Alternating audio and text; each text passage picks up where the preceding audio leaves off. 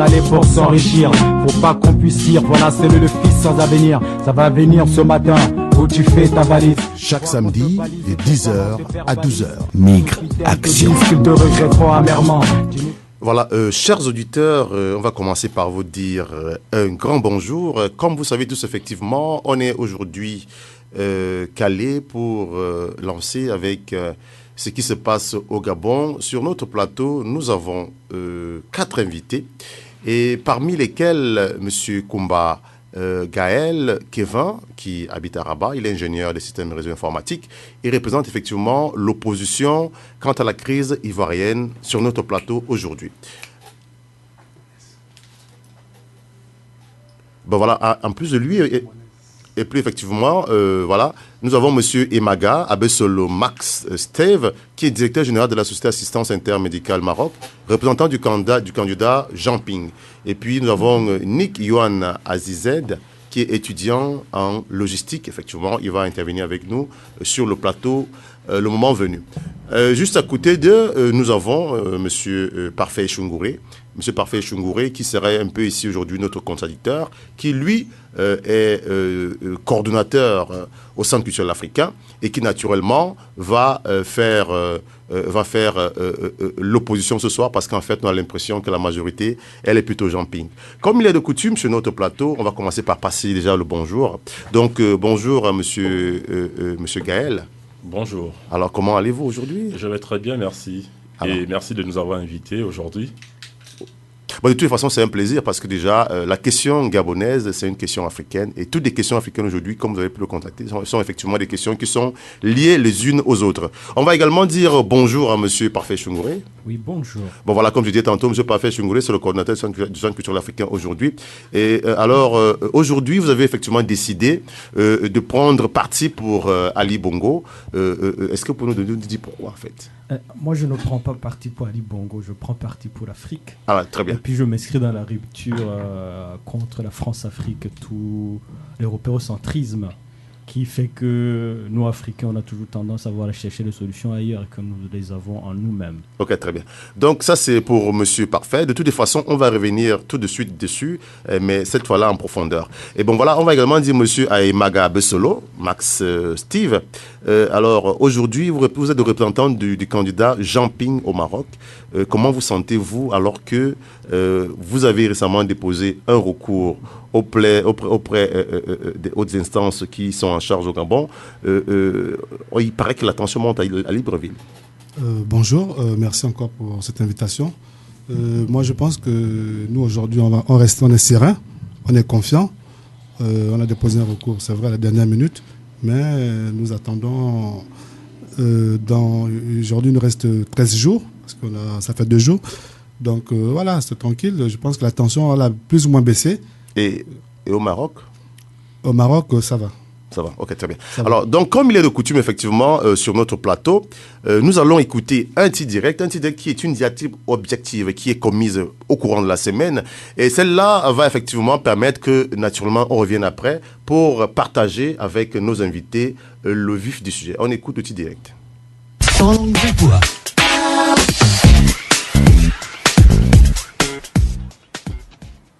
Bonjour encore, chers auditeurs. Comme tous les jours, effectivement, à partir de 9h30, c'est l'heure de T-Direct. Aujourd'hui, le Gabon serait-il à la porte du chaos? L'industrie de la migration veut-elle ouvrir une nouvelle brèche, une usine, bientôt de nouveaux migrants? Mesdames et messieurs, chers auditeurs, je vous demande pas de m'aimer, car je me sais déjà très mal aimé.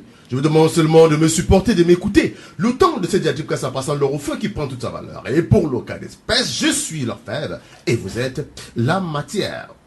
Des siècles d'histoire se dessinent, séparant les imparables, les implacables réalités qui ont construit notre présent, les ineffables faits qui ont traduit les relations incestueuses de la France-Afrique, le parcours riche d'un réseau de combinards qui balance à la corde les destins des populations africaines au gré des intérêts de quelques pontes et régimes. L'histoire du continent est jonchée de parcours très souvent chaotiques, des nations des voix, les votes des peuples incapables de se démettre de bien des régimes qui ont pris en otage des vies entières, des générations passées, présentes et futures du continent. Les voilà, les mêmes qui font la pluie Le mauvais temps au Gabon également, à l'exemple de la Sierra Leone, petite nation, je dis riche en diamants, qui a subi des scènes simulacres de ce que l'on voit aujourd'hui se profiler au Gabon, une histoire de guerre civile qui ne dit pas son nom. L'exemple de l'histoire de la Sierra Leone se déroula du 23 mars 1991 au 18 janvier 2002. La Sierra Leone, petite nation située en Afrique de l'Ouest, riche en diamants, mais pourtant dont la population vit dans une misère sans égale. Comme la guerre en Sierra Leone avait pour principal but le contrôle des zones diamantifères, elle a néanmoins causé la mort de 100 à 200 000 personnes, le déplacement de plus de 2 millions de personnes, de nombreuses mutilations eurent également lieu, ainsi que l'emploi massif d'enfants soldats.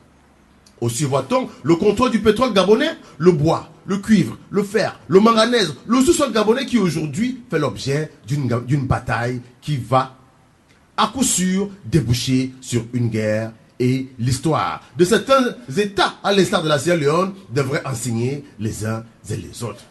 Après un scrutin chaotique, au cours duquel Jean Ping, d'après les informations qui sortaient des urnes, dans 9 des 10 régions, il partait avec une avance de 60 000 voix, curieusement, par une alchimie que seule la dynastie Bongo au pouvoir.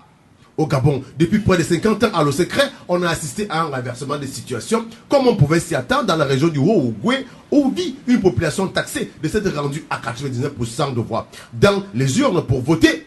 Non, sans non-sens, car cette population est aussi pauvre que celle des autres régions du Gabon et donc naturellement exposée à un manque de confiance à la politique générale du pays, d'où un abstentionnisme de 40% qui a frappé cette situation. Ce qui signifie que d'aucune manière, il n'y avait aucune chance pour Bongo de renverser la vapeur sans procéder à une fraude massive, y compris par les bureaux de vote fictifs, des urnes sans numéro, comme dénoncé par la mission européenne dépêchée sur les lieux. Résultat des courses, le peuple gabonais se voit une fois de plus sa victoire volée, mais cette fois-ci avec une configuration différente. Il y a un homme fort en face. Jean Ping connaît la politique internationale, il connaît les rouages de la politique, il est baigné dans les secrets des dieux, il a choisi de faire alliance avec les ennemis jurés d'Ali Bongo, qui a exposé fièrement ses attributs de franc-maçon et pourtant semble certainement avoir oublié qu'on ne désobéit pas à son parrain. Il a un nom, il s'appelle Robert Bourgi, qui d'ailleurs l'a dit lui-même sur une chaîne de télévision: j'ai enfanté un monstre. Ce qui veut dire que mystiquement, Bongo a violé un code secret, un code culte, et les conséquences sont connues, ils vont aller jusqu'au sang. Mais le pire à craindre, c'est si seulement ce sang devrait être le sang des Gabonais. La machine est en marche, la preuve. Le deuxième vice-premier ministre gabonais en charge de la justice, a démissionné hier en disant, je cite, ayant constaté que du côté du pouvoir, on n'apportait pas de réponse à la préoccupation de la nécessaire garantie de la paix et du nécessaire affermissement de la démocratie, j'ai pris la décision de prendre congé d'une part du Parti démocratique gabonais et de me décharger de mes fonctions de membre du gouvernement pour que grâce à ces deux actes majeurs que je pose, je puisse bénéficier de ma totale liberté. Fin de citation. Voilà une preuve que les réseaux sont en marche. On ne déçoit pas son maître, on obéit aux autres, des parrains de la loge d'abord. Alors que dit de plus? Quand un premier ministre de surcroît garde des sceaux de la nation démissionne, faute de ne pouvoir garantir la paix et la sécurité. Oui, finalement, il y aura d'autres démissions qui vont suivre, car nul n'est haut placé dans ce gouvernement sans être ou sans faire partie de la loge. Le scénario est donc connu. Sinon, c'est une guerre qui risque d'arriver et qui va jeter les migrants d'origine gabonaise sur les routes de l'exil très bientôt, exclusivement parce que les hommes et les femmes sont incapables de comprendre le bien fondé de l'intérêt commun. De grâce, loin d'un Ali ou de Ping, la volonté du peuple d'abord. La primauté au peuple est la garantie d'une vie sereine et d'une paix garantie. Migration, action. Migration, action. Migre, action. Les chaînes de l'exil te tiennent, il faut partir. Ici c'est sec, il faut s'en aller pour s'enrichir. Faut pas qu'on puisse dire, voilà c'est le fils sans avenir. Ça va venir ce matin, où tu fais ta valise. Chaque samedi, de 10h à 12h. Migre, action. Qu'ils te regretteront amèrement. Voilà, chers auditeurs, je pense qu'ensemble on a partagé ce petit direct et comme il est de coutume, on va naturellement prendre les avis des uns et des autres et je proposais effectivement qu'on commence par prendre l'avis de Monsieur Parfait Shungouré. Monsieur Parfait Shungouré, vous aujourd'hui qui sur le plateau, vous prenez effectivement parti pour une position qui est plutôt panafricaine. Quel est votre avis après avoir écouté ce petit direct? Moi, je crois que le tir direct est vraiment partial. Et surtout, il ne permet pas de rendre compte de toute la complexité du problème gabonais. Je ne prétends pas le connaître, bien entendu, mais je crois que, étant né et grandi dans un pays qui a connu des graves problèmes à cause... Il faut peut-être nous rappeler votre pays de naissance. Je viens du Rwanda, en fait. Oui. Donc, je me dis que aujourd'hui, il faut que les Gabonais soient patients. On a eu une bonne nouvelle que Jean Ping a déposé à la Cour constitutionnelle une plainte pour dénoncer tout ce qui s'est passé dans le Haut-Ogooué. C'est très bien. Donc je pense que nous devons être patients et attendre que la Cour constitutionnelle rende son verdict. Et en attendant, Jean Ping devrait arrêter d'exciter ses partisans, aller dans la rue, aller... Mais je pense que peut-être on va revenir dessus tout à l'heure, mais on va également donner la parole à M. Imaga Bessolo, qui est le représentant du candidat Jean Ping au Maroc. Alors, M. Imaga Bessolo, qu'est-ce que vous pensez effectivement après avoir écouté ce petit direct? Petit direct a dit tout ce qu'il faut. Nous avons eu la démission du ministre de la Justice qui tout simplement a jugé bon pour le peuple gabonais par rapport à ses convictions personnelles qu'il ne pouvait pas continuer la collaboration avec le président Ly qui ne rentrait plus dans les principes des nations. Donc de ce fait, il a interpellé son patron qui était le président Ly à plusieurs reprises en lui disant qu'il faudra essayer de voir dans quelle mesure changer de politique. Si aujourd'hui tu estimes et tu sais que tu as perdu ton élection, les principes ou les logiques voudraient que tu puisses appeler ton adversaire Ping et le féliciter, chose qui n'a pas été faite. De ce fait, le ministre de la Justice a estimé qu'il ne pouvait plus collaborer avec lui, donc il démissionnait, il prenait congé du Parti démocratique gabonais. Ok, très bien. Effectivement, ça c'était pour l'avis de M. Imaga Bessolo. Voilà, on va également prendre la réaction de M. Kumba Guinaël, Kevin, qui est lui plutôt représentant de l'opposition de manière générale et qui travaille à Rabat en tant qu'ingénieur sur les systèmes et réseaux informatiques. Alors, M. Guinaël, quel est votre avis après avoir écouté ce direct? Bon, après avoir écouté ce titre direct, moi je me pose la question de savoir quel est ce gouvernement qui peut se mettre à dos tout son peuple. Le peuple a décidé d'un choix. Nous écoutons la voix du peuple. Nous ne pouvons pas aller à l'encontre de ce qu'a décidé le peuple. Et aujourd'hui, le peuple, c'est qui? C'est Jean Ping. Nous ne suivons pas déjà Jean Ping. Jean Ping est le fer de lance de ce peuple. Aujourd'hui, il se trouve juste à la bonne position au moment de participer à cette grande équipe, cette grande machine, le PDG dans les années précédentes. Ils ont dirigé, ils ont mangé, comme on dit, mais à un moment donné, il y a souvent la conscience qui nous rattrape et nous nous demandons où va-t-on. Et Jean Ping a fait le bon choix de se ranger du côté du peuple en se disant ça suffit. Et ça suffit. Le peuple attend, on attend. Jean Ping a déposé un recours légal. Donc, dans l'attente, il n'excite pas ses partisans, monsieur, détrompez-vous. Il ne nous excite pas. C'est le peuple qui est déjà debout. Parce que pour nous, on avait gagné dès le soir du 27. Oui. Donc, vous voyez, après l'annonce des résultats, tout le monde est rentré en ébullition. Et voici ce que ça a causé. Aujourd'hui, on peut parler aussi de génocide, mais on y reviendra. Alors, très bien. On peut parler de génocide, mais Monsieur Parfait, Monsieur Guinaël est en train de faire entendre ici que c'est plutôt le peuple gabonais qui est debout et non Jean Ping. Moi, j'ai des questions personnelles sur la personnalité de Jean Ping. Je sais que un homme qui décide... il y a un proverbe chez nous qu'on dit que c'est à ceux que le roi a donné du lait qui ont refusé de lui écouter.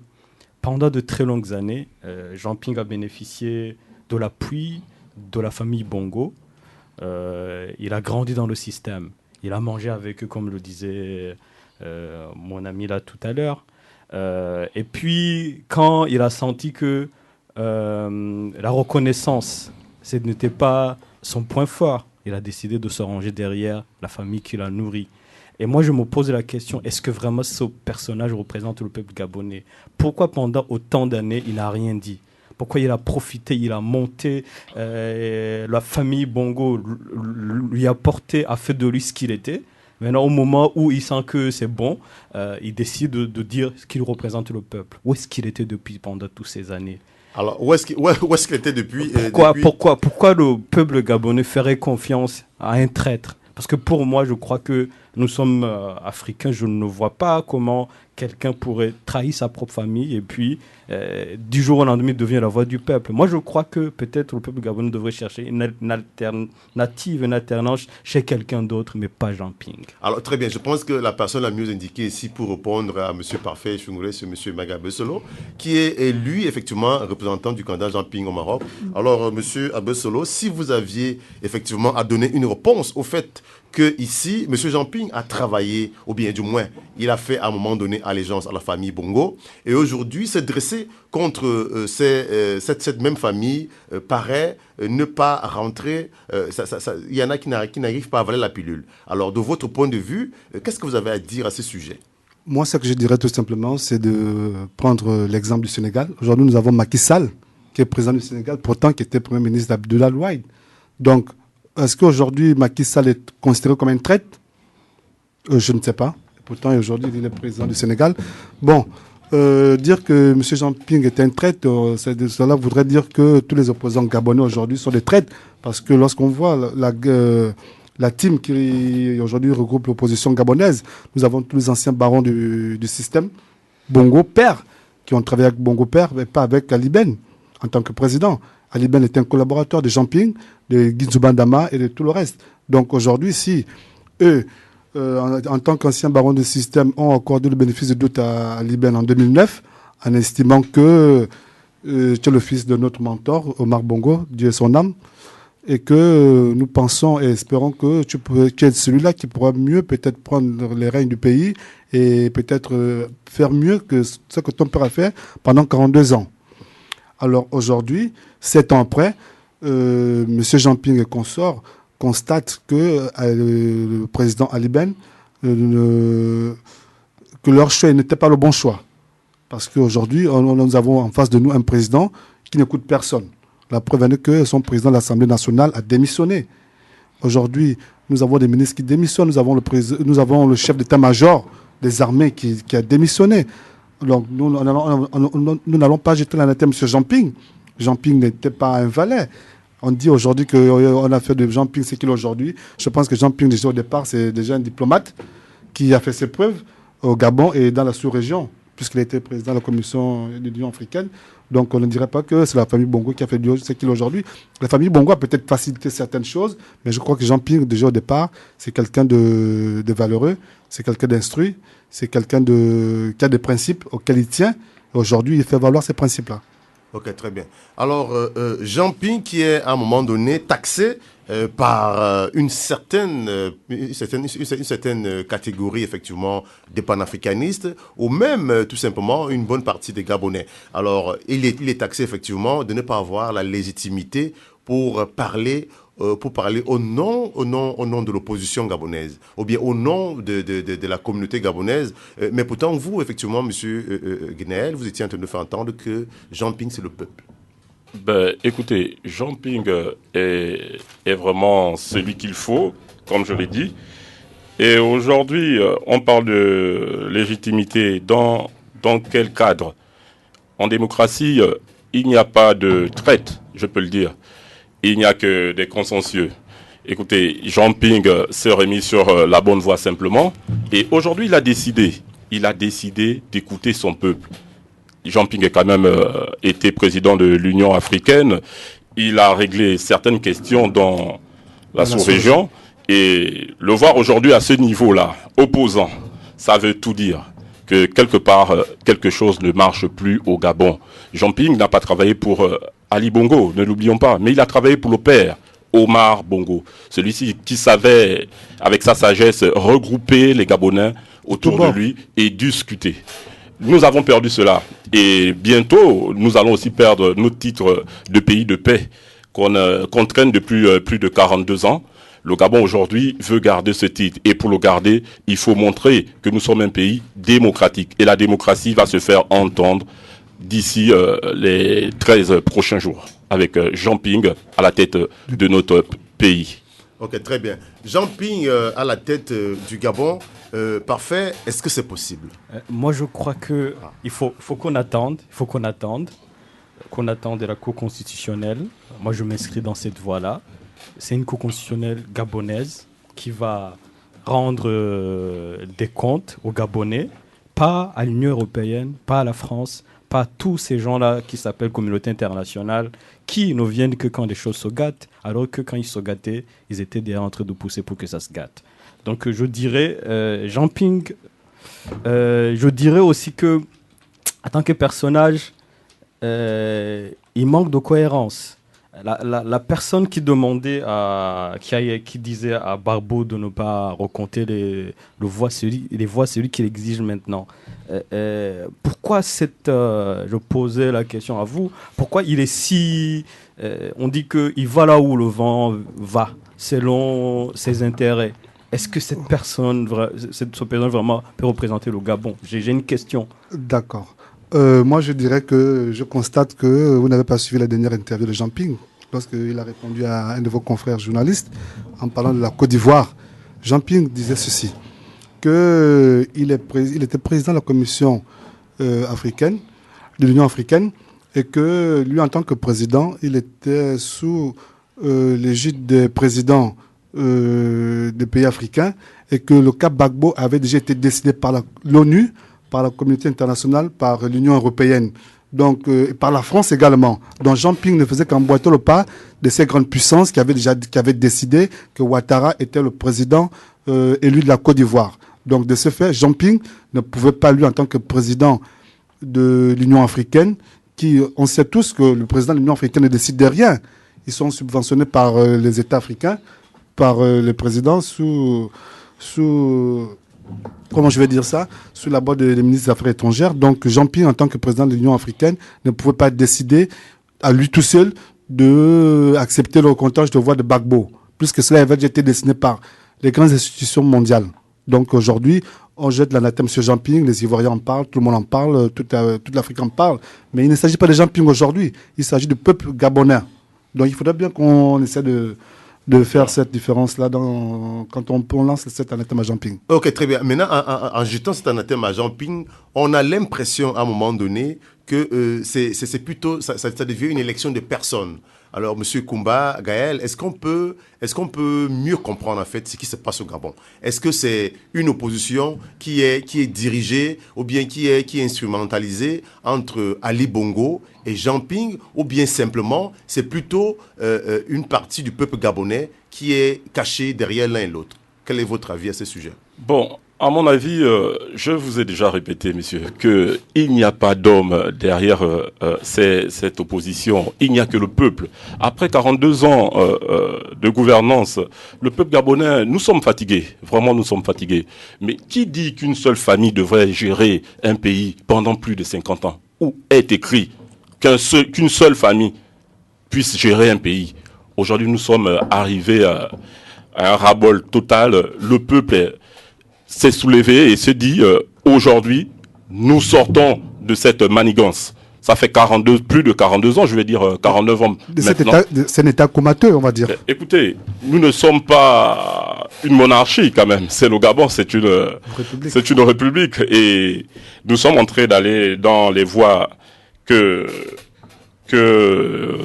comment dirais-je, ces voies-là qui sont appelées démocratiques. Alors, le Gabon aujourd'hui et son opposition, c'est pas Jean Ping, c'est le peuple aujourd'hui. Le peuple se défend. Le peuple défend son vote. Le peuple défend son leader. Le peuple veut une alternance. On a soif d'alternance, messieurs. Donc, nous sommes en marche. Et pour répondre à Monsieur Parfait qui nous qui nous compare à la Côte d'Ivoire. Monsieur, c'est deux contextes assez différents. C'est deux contextes assez différents. Nous avons Monsieur Gbagbo qui est là depuis je ne sais pas combien de temps, qui n'arrivait même pas à organiser les élections dans son propre pays. Et nous avons Monsieur Ouattara qui essayait de proposer autre chose aux Ivoiriens que de tourner autour comme ce que font les Bongo actuellement. Et voir nos frères ivoiriens aujourd'hui lancer ces jugements assez durs sur le Gabon, c'est un peu ennuyant et surtout regrettable parce que le peuple gabonais mérite mieux que cela. Hein. C'est vrai, dans le contexte de la Côte d'Ivoire, on aurait pu procéder au sieur de compte pour Laurent Gbagbo, mais si vous suivez bien le problème, Laurent Gbagbo était dur avec tout le monde, avec la communauté africaine comme avec la communauté internationale. Bon, pour ce qui est pour la Côte d'Ivoire, je ne vais pas trop m'insérer là-dedans et je vais juste dire que voilà, ne comparez pas les deux contextes, c'est tout. Alors, monsieur Parfait, ici, monsieur Koumba, effectivement, nous fait entendre que le fait, effectivement, à un moment donné, de vouloir faire un rapprochement entre la réalité du Gabon et celle de la Côte d'Ivoire, c'est une erreur plutôt. Moi, je ne compare pas la réalité du Gabon, c'est de la Côte d'Ivoire. Je me pose la question sur le personnage, parce que un homme doit être constant. Un homme doit pouvoir dire les mêmes choses en tout point, même si à chaque contexte, même si les situations évoluent, même s'il est soumis aux pressions. Le président de l'Union africaine en 2002, plutôt en 2012, qui n'a pas pu dire non, je ne suis pas d'accord avec ce qui est recomptage de voix. Mais pourtant, il a dit non à l'assassinat de Kadhafi en tant que président de l'Union africaine. Donc, c'est pour vous dire que... Oui. Ça, c'est autre chose. Moi, je parle de ce conflit qui se déroule après les élections. On a pratiquement un schéma classique. Si quelqu'un dit là où et ici, on doit recompter les voix et là-bas, on ne doit pas recompter les voix, ou l'inverse, il y a un problème. D'accord. Et alors, je vais répondre à ce que disait mon ami tout à l'heure. Moi, je crois que le Gabon a connu 40 ans de paix. Et je crois que tu l'as dit toi-même, c'est grâce au père Bongo. Et son fils ne devrait pas payer pour les erreurs ou bien les égarements faits par le père. Puisque en 2009, le fils a été élu. Vous l'avez reconnu. Pas comme on l'entend, d'après Manuel Valls. Il a été élu, vous l'avez confirmé. Et puis maintenant, cette fois, officiellement, il a été réélu. Jusqu'à nouvel ordre. Donc moi j'attendrai toujours la Cour constitutionnelle. Officieusement. Officiellement. C'est ce qui a été déclaré. Et Jean-Ping ça a été déclaré par qui? Par le ministre de l'Intérieur. D'accord, je pense que le ministre de l'Intérieur et jusqu'à aujourd'hui, le président c'est Ali Bongo. Jusqu'à ce que la Cour constitutionnelle dise non, ce n'est pas Ali Bongo. À ce moment-là, on pourra dire oui, il y a eu vol, il n'y a pas eu vol. Moi, je ne peux pas me prononcer, je ne peux pas accuser Ali Bongo de voleur parce que personne ne l'a dit, personne ne l'a confirmé. Les résultats officiels, c'est cela que je suis moi, en tant qu'Africain. Et je crois que les Gabonais devraient aller dans ce sens-là, se dire quel est cet amour pour le peuple, pour le Gabon qui dit paralyser l'économie, n'allez pas travailler. Il veut juste venir, même si la Cour constitutionnelle le nomme président. Est-ce qu'il va venir pour gouverner derrière les ruines? Je crois qu'il faudrait que le peuple gabonais réfléchisse encore. Parce qu'il lui appartient de décider toujours qui doit le diriger. Mais il faut qu'il voit bien. Peut-être que Ali Bongo n'est pas la solution, mais Jean Ping n'est pas du tout la personne qu'il faut. Il faut quelqu'un d'autre. Si vous voulez l'alternance. Il faudra aussi discuter, est-ce que l'alternance est nécessaire? Ça, c'est une autre chose aussi. Alors, monsieur Imaga Abesolo, monsieur Parfait attaque effectivement les fondamentaux même de la démocratie ou pas? Parce que si à un moment donné, à cause d'une vision, je ne sais pas, qui serait peut-être émotionnelle, on soit contraint de ne pas se faire confiance, ou bien de ne pas croire bien fondé, de vouloir défendre un État, la question de la légitimité de Jean Ping revenant effectivement en scène. Qu'est-ce que vous avez à dire à ce sujet? Je crois que la question ne se pose pas sur la légitimité de Jean Ping. Les faits sont là, les faits parlent d'eux-mêmes. Dire que Ali Bongo ne devrait pas payer les 42 ans de son père, c'est pas vrai. Ali Bongo est dans le système Bongo. depuis les années 80. Il n'est Jean-Pierre pas aussi. étranger aujourd'hui. Jean-Pierre également. Donc aujourd'hui, ils ont tous participé à la gouvernance et à la gestion du Gabon pendant 40 ans.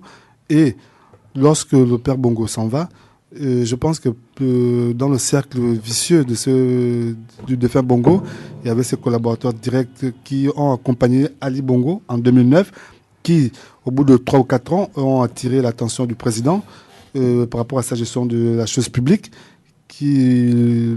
En face, ils ont trouvé quelqu'un de sourd qui n'entendait rien. Alors, donc, ils ont décidé, de manière individuelle déjà, parce qu'il y a certains qui sont partis, il y a certains qui ont créé des dissidences dans le PDG, d'où Héritage et Modernité aujourd'hui, qui ont interpellé le chef d'État à plusieurs reprises, n'a pas été entendu. Ils ont décidé de se séparer de lui, d'arrêter leur collaboration. Donc, aujourd'hui, on ne va pas dire que est-ce que Jean Tim est celui qu'il faut pour les Gabonais. Les Gabonais veulent l'alternance. Que ça soit Jean Ping, que ça soit un Gabonais lambda, aujourd'hui, on n'a pas besoin de dire qu'on n'a pas besoin de l'alternance. On veut changer. Le Gabon a soif de cette alternance. Et je pense que 2016, c'est le moment propice pour que cette alternance soit faite. Donc, il n'y a rien à dire là-dessus. Voilà, il n'y a rien à dire effectivement sur le fait de l'alternance. Et puis, naturellement, puisqu'il y a eu un certain nombre d'événements, on va écouter une déclaration, on va écouter la déclaration de M. Jean Ping, alors effectivement qu'il jugeait qu'il était en droit de s'autoproclamer président, et on revient juste après.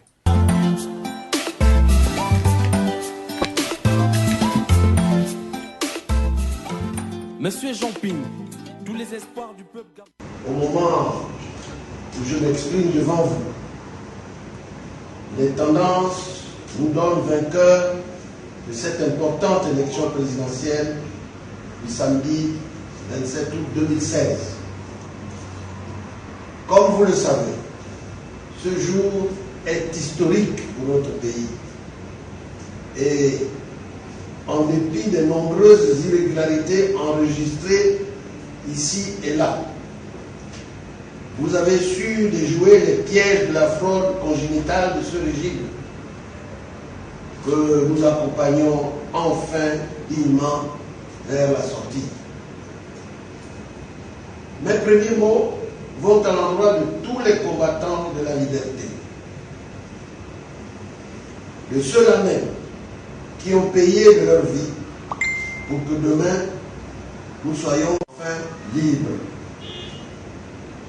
J'exprime ici ma gratitude à toutes celles et à tous ceux qui, armés de courage et de détermination, ont décidé de porter leur suffrage en faveur de l'alternance et du changement. Oui, vous l'avez fait. Vous l'avez fait pour votre pays. Vous l'avez fait pour les nombreuses Gabonaises et les nombreux Gabonais qui attendaient ce moment depuis de longues années, de longues décennies, qui ont tant pleuré, qui ont tant souffert, mais qui ont tant espéré. En le faisant, vous vous êtes inscrit en lettres d'or dans le grand registre de l'histoire de notre pays en voie de reconstruction. Et c'est ensemble que nous allons parachever l'œuvre. J'adresse à tous et à toutes mes félicitations et vous en remercie très sincèrement.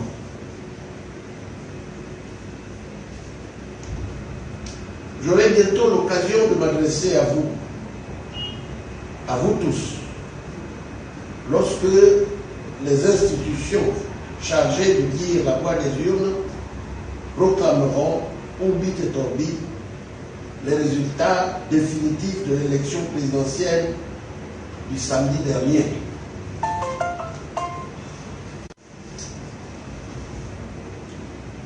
À tous ceux qui ont fait un choix autre que celui de ma personne, je voudrais les rassurer sur le fait qu'il n'y aura aucune chasse aux sorcières. C'est ensemble que nous reconstruirons le pays. Je serai le président de toutes les Gabonaises et de tous les Gabonais. J'invite tout simplement les uns et les autres à la permanente détermination pour la consolidation de cette victoire annoncée. Votre victoire, la victoire du peuple gabonais, la victoire du Gabon d'abord. Dans quelques heures, dans quelques jours, nous serons enfin libres. Nous allons enfin célébrer l'avènement de la Deuxième République. Nous allons bientôt célébrer notre deuxième indépendance. Et c'est dans l'unité et la concorde que nous célébrerons cette belle victoire. Que demeure pour l'éternité le droit du peuple gabonais à être définitivement libre.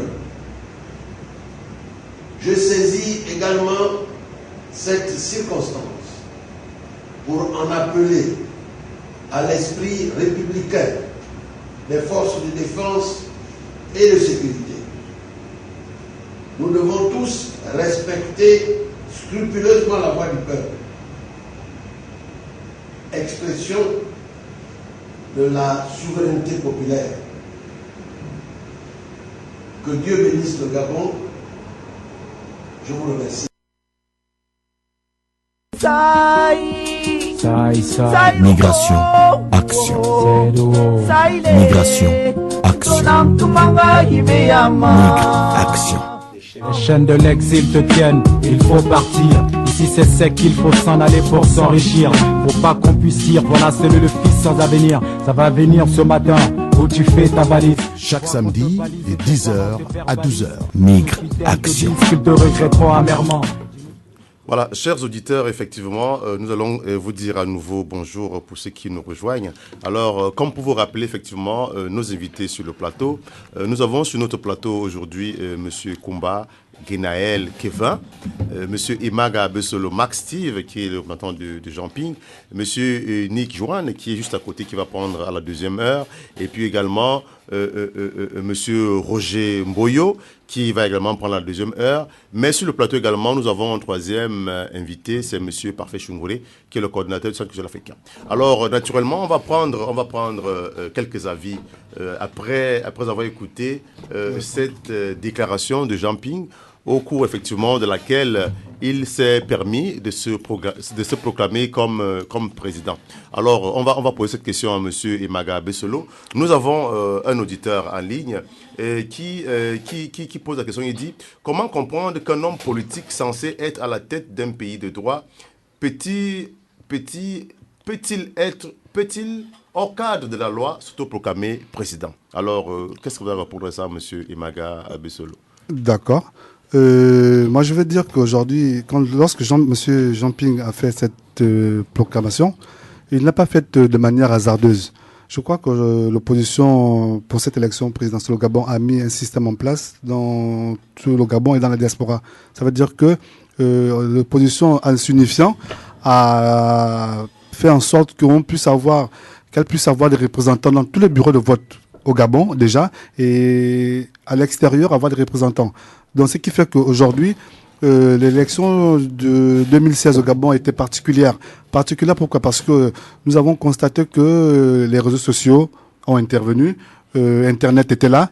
Donc Jean-Ping ayant ses représentants dans tous les bureaux de vote était en communication directe avec ses représentants et qu'il avait les résultats en temps et en heure. Ça, c'est le premier point. Le deuxième point, aujourd'hui, on voit la déclaration de Jean-Ping, mais on ne voit pas l'intervention du porte-parole du gouvernement qui est passé à la télévision gabonaise, annoncer que son candidat, Ali Bongo, était en bonne posture, était prêt à gagner cette élection présidentielle. Alors Jean Ping, ayant des procès-verbaux à sa possession, a estimé qu'il lui revenait de venir faire cette déclaration avec des preuves palpables avec lui. Donc il n'a pas fait de manière hasardeuse cette déclaration. Il avait des preuves avec lui, il avait des procès-verbaux des différents bureaux de vote à l'intérieur du Gabon, y compris même à l'extérieur, dans la diaspora, qui étaient déjà communiqués au soir du 27 et jusqu'au dimanche, jusqu'au 28. Donc aujourd'hui, je suis désolé de dire que Jean Ping a fait une proclamation en s'autoproclamant président. Non, il a juste réagi après l'intervention du ministre de la Communication du gouvernement gabonais. Voilà. Voilà, très bien. Je pense que on espère que notre auditeur je l'espère également. A bien compris effectivement le processus par lequel M. Jean Ping s'est permis effectivement de s'autoproclamer président. Alors, M. Koumba Genaël, est-ce que vous êtes de cet avis également, cet avis qui veut que M. Jean Ping n'a pas fait une erreur en prenant effectivement un discours au cours duquel où il a dit qu'il est président et que c'est un droit? Écoutez, naturellement, il n'y a pas erreur. Lorsque nous avons, sur la base d'un certain nombre de procès-verbaux, et avons déployé tout ce qu'il faut dans tout le territoire national pour pouvoir entrer en possession de tous les résultats à presque la même heure. Donc, Jean Ping ne commet aucune erreur en aucun cas. Comme dans un combat de boxe, lorsqu'on combat et que le combat devient dur, nous nous appuyons sur les rounds. Donc, c'est sur la base des points remportés sur chaque round que nous pouvons, hélas, dire qui a gagné ou qui n'a pas gagné. Et là, même lorsque vous regardez le Gabon, c'est un petit pays seulement de 9 provinces. On vous dit, Jean Ping le remporte sur 7 à 8 provinces et toute la diaspora derrière lui. À quoi vous attendez-vous? Même moi, j'aurais pu déclarer comme ça sur Internet, mon candidat a gagné. Alors, il n'y a pas de miracle. Ce qu'il a fait est tout simplement légitime et compréhensible. Alors, Monsieur Parfait, il n'y a pas de miracle. Tout ce qu'il a fait était légitime. Je crois qu'il faut profiter de cet épisode pour dire que félicitations à Ali, parce qu'il a permis à ce que les opposants accèdent au PV. C'est la transparence, ce qu'il a toujours fait, je crois. Et puis, il n'a pas coupé Internet, ce que les autres, dans d'autres pays font. Ah, lui ne l'a pas fait. Coupé, hein, attention. Mais moi, Internet était coupé pendant 2 ou 3 jours. Hein. Ce jour, aujourd'hui, il est toujours coupé. Twitter, hein. Je suivais, et j'avais en direct tous les publications qui viennent même du Gabon, qui prouvent que Ali a laissé les gens faire parce qu'il s'inscrit dans la ligne démocratique. Ali n'avait pas de choix. Et puis, je vais dire plutôt que Jean Ping a fait une erreur de communication, une erreur d'appréciation, puisque les résultats officiels lui donnent perdant. Il a juste parlé pour parler, il a dit faux. Jusqu'à ce que la Cour constitutionnelle prouve qu'il a dit vrai. C'est pas possible, c'est pas vrai. Sur la base d'une certaine tendance logique, déjà, même lorsque vous regardez la diaspora gabonaise, de partout dans le monde, Jean Ping a simplement pulvérisé son adversaire du jour. Ici, naturellement au Maroc, on peut dire que nous sommes chez Ali Bongo.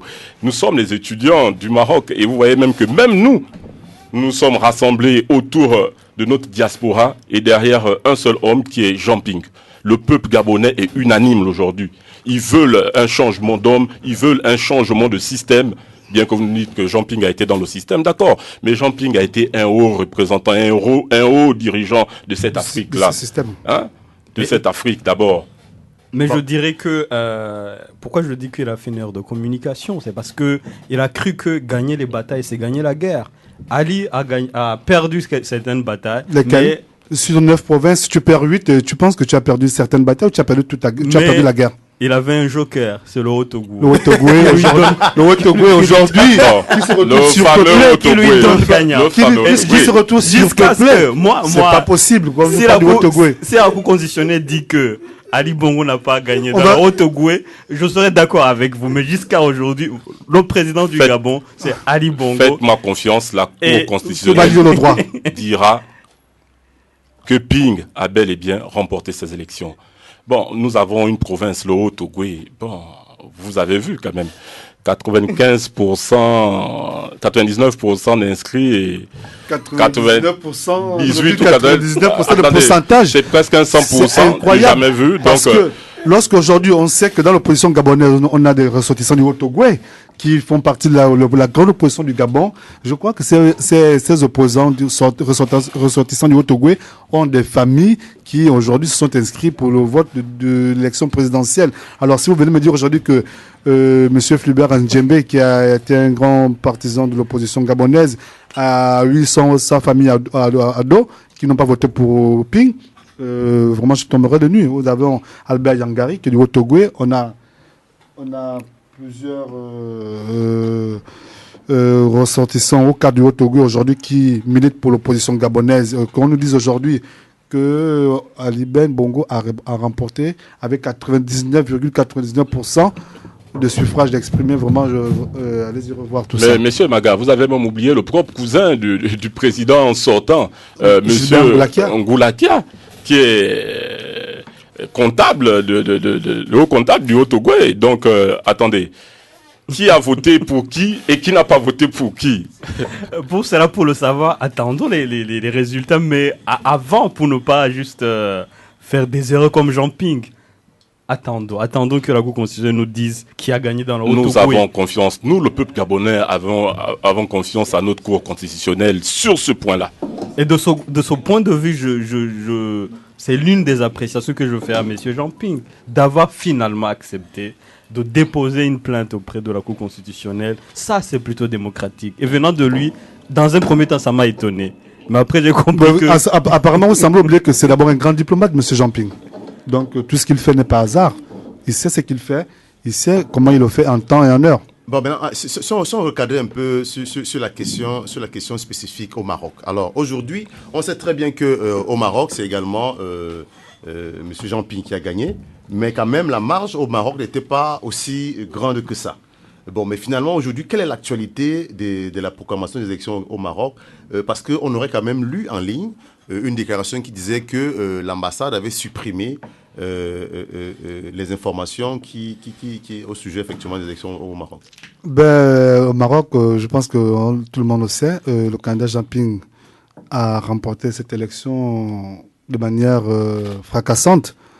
Et cela a été reconnu par le camp adverse, les pédégistes, et a été déclaré de manière officielle par le premier représentant du Gabon au Maroc, le monsieur Son Excellence, qui a lu et qui a publié sur le site de l'ambassade les résultats de cette élection présidentielle. Mais, à notre grande surprise, 2 jours après, cette déclaration a disparu du site de l'ambassade. Pourquoi ? On ne saura vous le dire. Peut-être notre cher ami ici pourra nous donner la réponse à cette question. Mais bon, la diaspora gabonaise au Maroc est là. Nous avons manifesté comme toutes les diasporas du monde. On a fait savoir au monde entier, comme en France, comme partout, que Jean Ping a bien gagné cette élection et qu'il méritait d'être le président du Gabon. Nous sommes allés au niveau de l'ambassade l'exprimer, ce qui a été fait la première fois.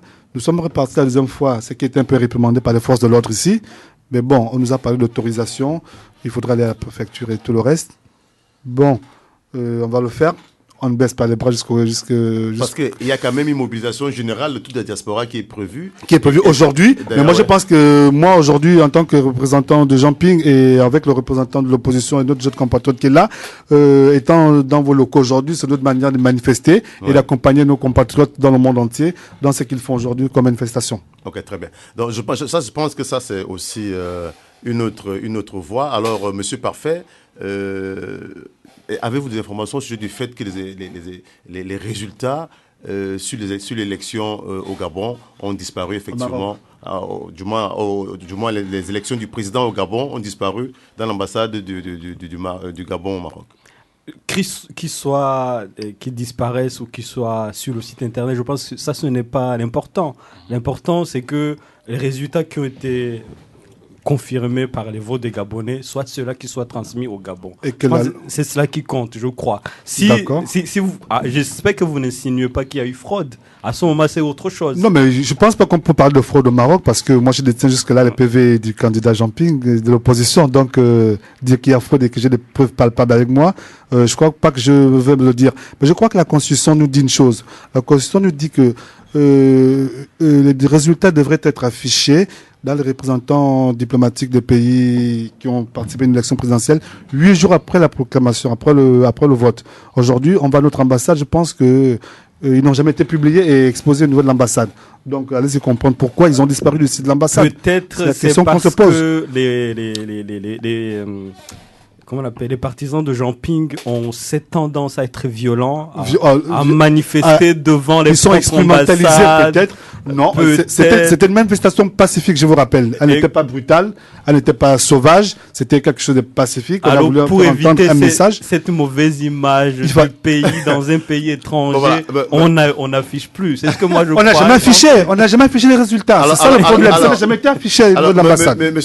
Monsieur Guinaël, alors si vous peut-être vous aviez un avis à donner à ce sujet, le fait effectivement que les résultats de l'élection ne soient pas affichés, qu'est-ce que vous diriez non seulement affichés, en plus de cela, que les élections, les résultats des élections ne soient pas présents au niveau du site internet. Qu'est-ce que vous avez à dire à ce sujet-là? Bon, écoutez, au Maroc déjà, nous sommes dans un ancien fief de la famille Bongo. Parce que c'est déjà... On parle au passé alors, pardon. Bien sûr, bien sûr. D'accord, c'est le passé. Ouais, nous sommes dans un ancien fief de la famille Bongo. Aujourd'hui, les étudiants gabonais, conscients du choix qu'ils ont porté pour l'alternance et pour notre fer de lance, donc Monsieur Jean Ping, nous nous retrouvons dans le même schéma qu'au Gabon. Vous vous retrouvez dans, comment dirais-je, dans les meetings PDG avec une forte population autour de leur leader. Et, à fin de compte, lors des votes, la population se retourne contre le leader. Donc le PDG qui a manifesté avec force partout dans le Maroc. Je vous dis, ils sont allés faire des rencontres à Casa, Marrakech, à Fès, à Tanger, un peu partout dans le Maroc pour terminer à Rabat. Mais au jour du vote, Rabat s'est fait entendre. Les étudiants du Maroc se sont fait entendre. Comme un seul homme, nous nous sommes retrouvés, nous nous sommes levés et nous avons dit, ça suffit au Maroc. Et nous avons voté pour Ping. Et ça s'est fait ressentir sur les résultats. L'habitude à Rabat, nous avons des votes au-dessus de la moyenne. Même moi qui étais représentant de l'opposition, je me suis dit, bon, à Rabat, je vais accepter de perdre parce qu'on a l'habitude de perdre ici. Et tout le fief du PDG se trouve à Rabat.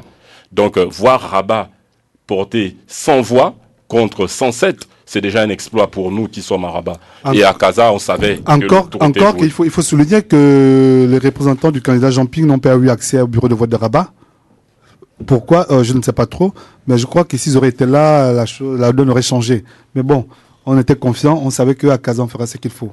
C'est ce qui était fait. Alors, Monsieur Parfait, en écoutant ça, est-ce que vous n'avez pas l'impression que les résultats de la diaspora ne sont que le reflet des résultats au Gabon? Moi, je dirais que non, puisque ça, c'est le processus démocratique normal. Chaque Gabonais est libre de voter pour qui il veut. Et surtout, le président en place, il a ce devoir de laisser les gens s'exprimer. Lui-même, il a dit dans une interview, je pense qu'il a donné à Jeune Afrique, où il dit qu'il tient compte du fait que une partie des Gabonais n'ont pas voté pour lui. Une grande partie, il faut dire. Et qu'il va gouverner en conséquence. C'est un démocrate, ce monsieur-là. Et donc, je veux dire que si au Maroc, les résultats ne lui donnent pas gagnant, ce n'est pas grave, parce qu'au niveau national, il est le gagnant. Il a gagné dans qu'une diaspora. Vous dites au niveau national, il est le gagnant, lorsque nous vous disons à chaque fois qu'il a perdu sur près de 8 provinces. Sur 9, et que dans aucune diaspora, il a remporté. Il a remporté dans aucune diaspora. Aucune diaspora. Citez-moi l'un des pays dans la diaspora où il a remporté. Le candidat Ali aurait gagné. Donc aujourd'hui, ne venez pas nous dire que votre président était un démocrate pendant que au lendemain des élections, on a coupé la connexion Internet. Je vous disais tout à l'heure, ce n'est pas quand on perd quelques batailles, qu'on gagne la guerre, c'est l'important. On perd la majorité des batailles. Sur 9 batailles, vous en perdez 8. Et il a gagné le plus important. Le plus important encore que la province du Haut-Togo n'est pas la plus peuplée du Gabon. Même si Jean Ping aujourd'hui a dit dans une déclaration que si aujourd'hui le candidat Ali estime que moi si j'ai triché dans ma province d'origine, il n'y a pas de souci, je lui donnerai toutes les voix de ma province malgré si elle ne va pas gagner, il ne va pas remporter cette élection. Donc aujourd'hui, il a gagné dans le Haut-Togo, vous dites. Pourquoi les procès-verbaux du Haut-Togo ont été les derniers arrivés à la CENAP? Et peut-être ça doit être des questions logistiques. Hein. Logistique, en 2009 c'était la même chose. En 2009 c'était le même problème, logistique. Et en 2016 c'est pareil. allez-y, ça va pourquoi? Moi je vous disais toujours, n'allons pas trop vite. Attendons que la Cour constitutionnelle se Mais les faits sont là. On n'a pas besoin d'aller vite ou d'aller moins vite. Parce les que faits je sont crois là. que Les nous faits sont n'avons réels. pas, moi et toi, moi moins que vous, nous n'avons pas, nous ne pouvons pas prétendre savoir ce qui s'est passé puisque la justice est là, laissons-la faire son travail. Ben non, c'est ce qui s'est passé. Donc, Monsieur Parfait, si je comprends bien, vous êtes même en train de mettre en cause la décision de l'opinion internationale, donc des observateurs qui auraient L'Union européenne en plus. qui aurait carrément. Surtout quand cette opposition est européenne, cette opposition est américaine. Moi, je veux que l'Afrique s'inscrive dans la rupture totale, la rupture contre tout ce paternalisme, la rupture contre tous ces manigances en Afrique. Je crois que le Gabon, c'est un grand pays qui peut régler ses problèmes tout seul, sans besoin, même des Africains, non. C'est un grand pays qui peut régler ses Dites-moi problèmes. quel est le pays africain qui a réglé ses problèmes tout seul sans avoir besoin de ces grandes puissances mondiales? Eh bien, je parlais du Rwanda et je le connais très bien. Ce peuple s'est inscrit complètement Le Rwanda dans a été la beaucoup médiatisé. Hein. Ne nous dites pas aujourd'hui que le Rwanda n'a jamais été... Qui dit le contraire? Qui dit le contraire? Je sais pas. Mais nous avons décidé de nous inscrire dans la rupture totale avec ce paternalisme. L'Afrique a le droit d'être C'est un processus au indépendante. Rwanda qui a été conduit par les grandes puissances mondiales, comme en Afrique du Sud également. Là, il faudra le prouver. C'est là. Hein. Puisque c'est les mêmes paternalistes qui vous disent la même chose. Bon, ok. Faudrait le De prouver. toute façon, ce qui est sûr pour annoncer à nos auditeurs que nous venons de recevoir à nouveau, effectivement, il était là depuis sur le plateau.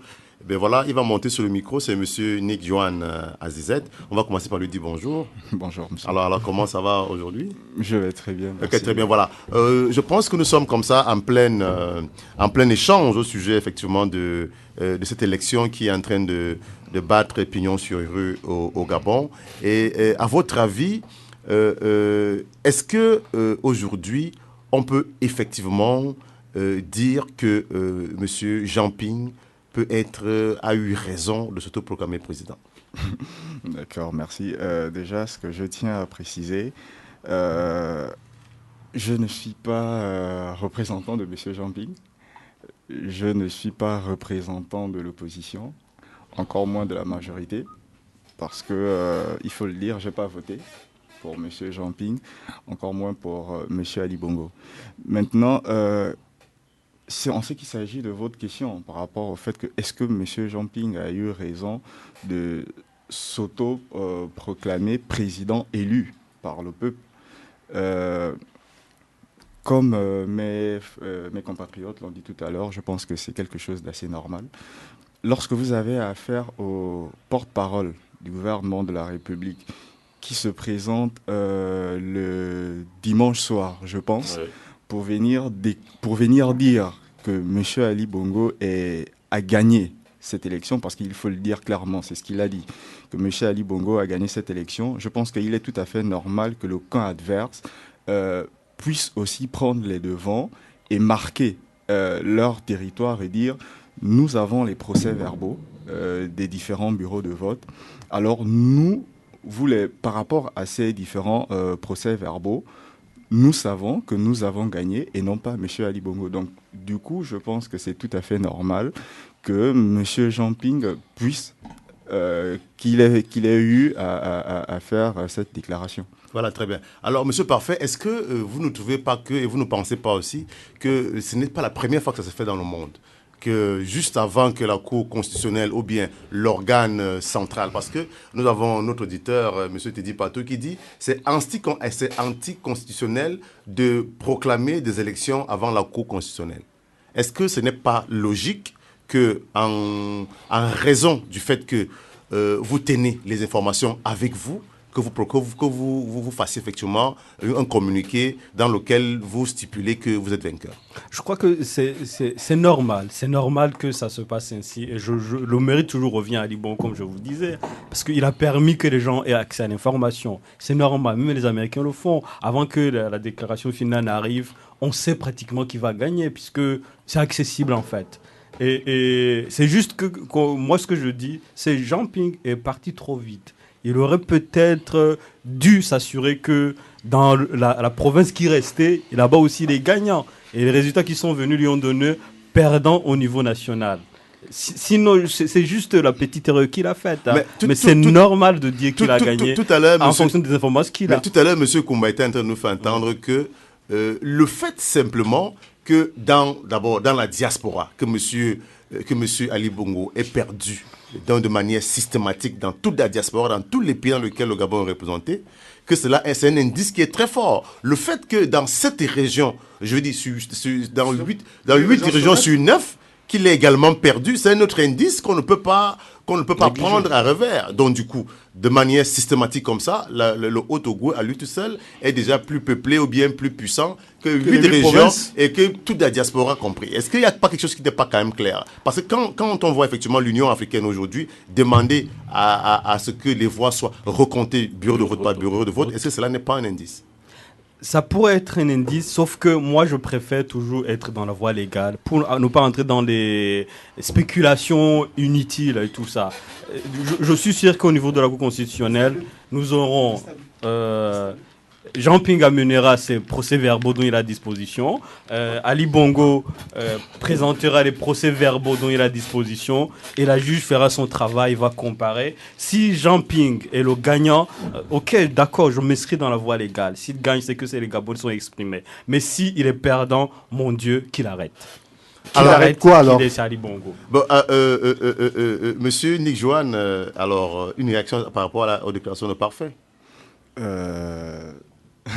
C'est un peu amusant ce que M. Parfait dit, parce que tout simplement, s'il connaissait un peu mieux qui est la présidente de la Cour constitutionnelle, il comprendrait pourquoi il y a eu plusieurs hésitations pour pouvoir faire un recours au niveau de cette Cour.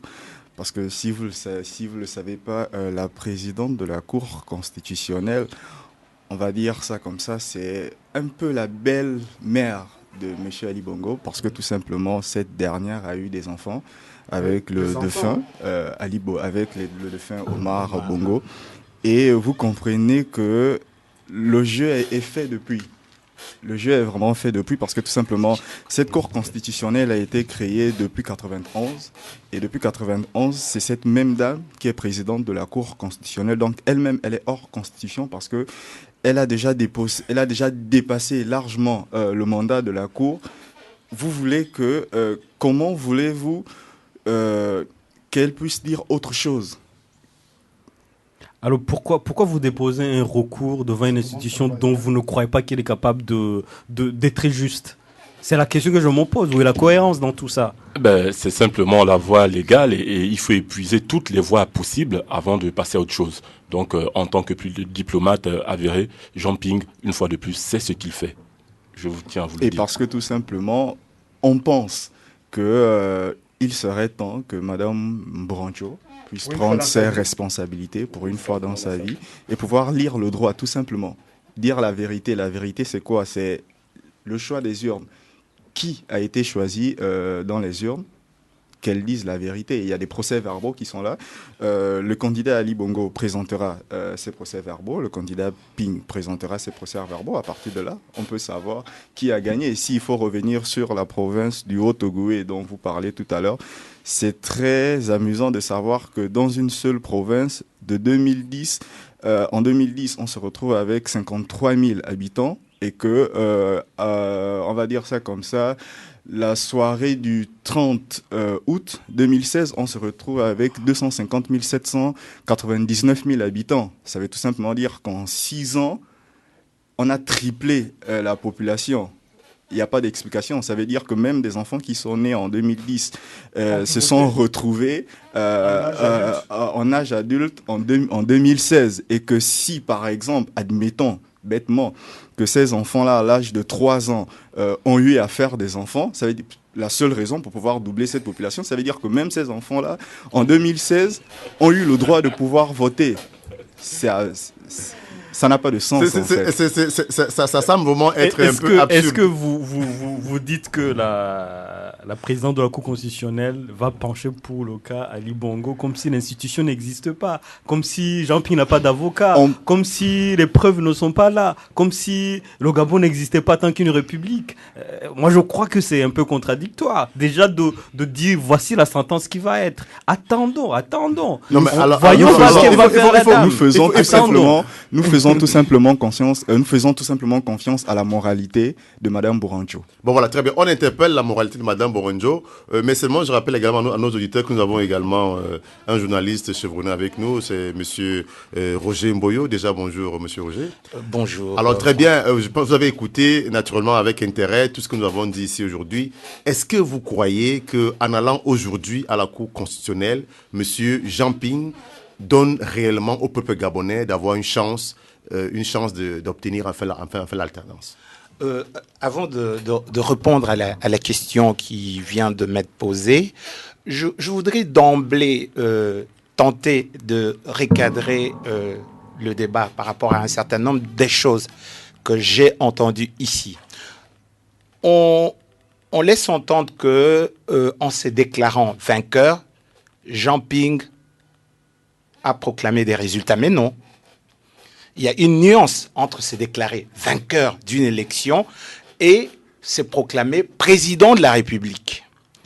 La première démarche incombe à tout candidat qui a mandaté des agents pour veiller à ce que les suffrages des électeurs ne soient pas détournés, que les suffrages exprimés soient réellement rendus, et surtout dans le contexte d'une élection où tout le monde a eu l'opportunité de suivre les résultats en temps réel, avec des procès-verbaux qui ont été co-signés par les représentants des deux candidats, que l'on admette que Jean-Ping puisse se déclarer vainqueur. Il s'est déclaré vainqueur, il ne s'est pas autoproclamé président de la République. C'est la première nuance que je voulais apporter pour qu'on avance. Et à titre illustratif, je peux citer Abdoulaye Wade, je peux citer Lévi Mwanawasa.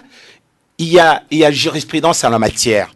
Il y a déjà eu des cas où des candidats à la présidentielle, après la compilation des résultats, qui n'ont pas tardé à se déclarer vainqueurs pour freiner la fraude notamment, pour frauder la tentative de biaiser comme le disait le compatriote tout à l'heure, pour ne pas biaiser, n'est-ce pas, ce que l'on appelle le verdict des urnes. Le verdict des urnes et les résultats sont deux choses différentes. Ça aussi, il faut le noter. Ceci dit, je voudrais revenir à la question posée pour dire que personnellement, déjà, moi, si j'étais à la place de Jean-Ping, je ne ferais pas confiance à Madame Boranzo, que moi je connais. Madame Boranzo, c'est un membre de la famille de Ali Ben Bongo, il faut pas se voiler la face. Donc, s'il y a eu une hésitation de la part de l'opposition, pas forcément du Jean-Ping, parce qu'il ne faut pas oublier que l'on parle de Jean-Ping alors qu'il faut s'inscrire dans une dynamique donnée, celle de l'opposition qui a porté la candidature de Jean-Ping. Tout à l'heure, quand Parfait disait que les résultats de la province de Haut-Ogooué ont suffi pour... n'est-ce pas, faire pencher la balance en faveur de Ali Ben Bongo. J'ai dit que c'est mal connaître le Gabon et c'est mal connaître la politique gabonaise. Parce que, avant même les élections, Ali Ben Bongo a été humilié dans l'un de ses fiefs. Il y a eu des défections dans son camp. Il y a un député du PDG démissionnant qui lui a fait comprendre que je ne pouvais pas suivre une vague qui va à l'encontre de la volonté populaire. Et donc, il y a déjà cette image-là qui nous permet déjà de dire qu'il y avait des défections. Le cousin propre de Ali Ben Bongo qui se met dans la dynamique de l'opposition, ça vous dit que les temps ont changé. Ali Bongo n'est pas démiurge pour parvenir à renverser une tendance irréversible. La tendance était déjà irréversible. À partir du moment où 8 provinces se sont prononcées en faveur de Jean Ping, il était, je crois, de notoriété que Ali Ben Bongo se fasse sportif et reconnaisse sa défaite. Ça ne tue personne. La défaite, c'est quelque chose qui arrive à tout le monde. C'est ça, les grands hommes acceptent leur défaite avec parfois bonhomie. Et donc, c'est ce qu'il fallait à Ali Ben Bongo, accepter la défaite. Parce que ces élections ont été suivies non seulement par des observateurs de l'Union africaine, par des observateurs de la communauté européenne, des observateurs américains, et même de mouvements comme mes amis de la RADO. Et les amis de la RADO, par exemple, avec qui je me suis entretenu il y a 4 jours, m'ont dit c'est clair que Bongo a perdu parce que on ne voit pas par quel miracle, même s'il l'on faisait agir le Saint-Esprit, on ne voit pas par quel miracle il aurait réussi à renverser cette tendance qui était déjà irréversible. Nous revenons maintenant à la demande des recomptages de voix. On ne demande pas le recomptage de voix pour le plaisir. C'était juste pour arriver à démontrer procès verbal après procès verbal qui a vraiment remporté la présidentielle. Le recomptage de voix, on l'a vu aux États-Unis. C'est pas un fait extraordinaire. À partir du moment où on s'estime vraiment vainqueur, on accepte le recomptage de voix. Ne pas accepter relève de la mauvaise foi et qui se sent morveux se mouche. Ali Ben Bongo a délibérément obstrué le processus électoral. Et donc, il me semble clair ici de dire à tout le monde, Ikatnouk, que nous ne pouvons pas, nous, Africains, continuer à admettre des processus bancaux en termes d'élection où le peuple fait un choix et un petit groupe d'individus dans un cabinet décide que non, on va bloquer le vote. Ça, c'est un hold-up électoral.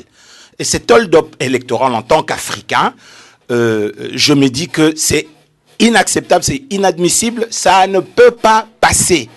Il faut faire bloc contre ces hold-up électoraux qui commencent à nous nuire assez suffisamment en République démocratique du Congo, au Congo-Brazzaville.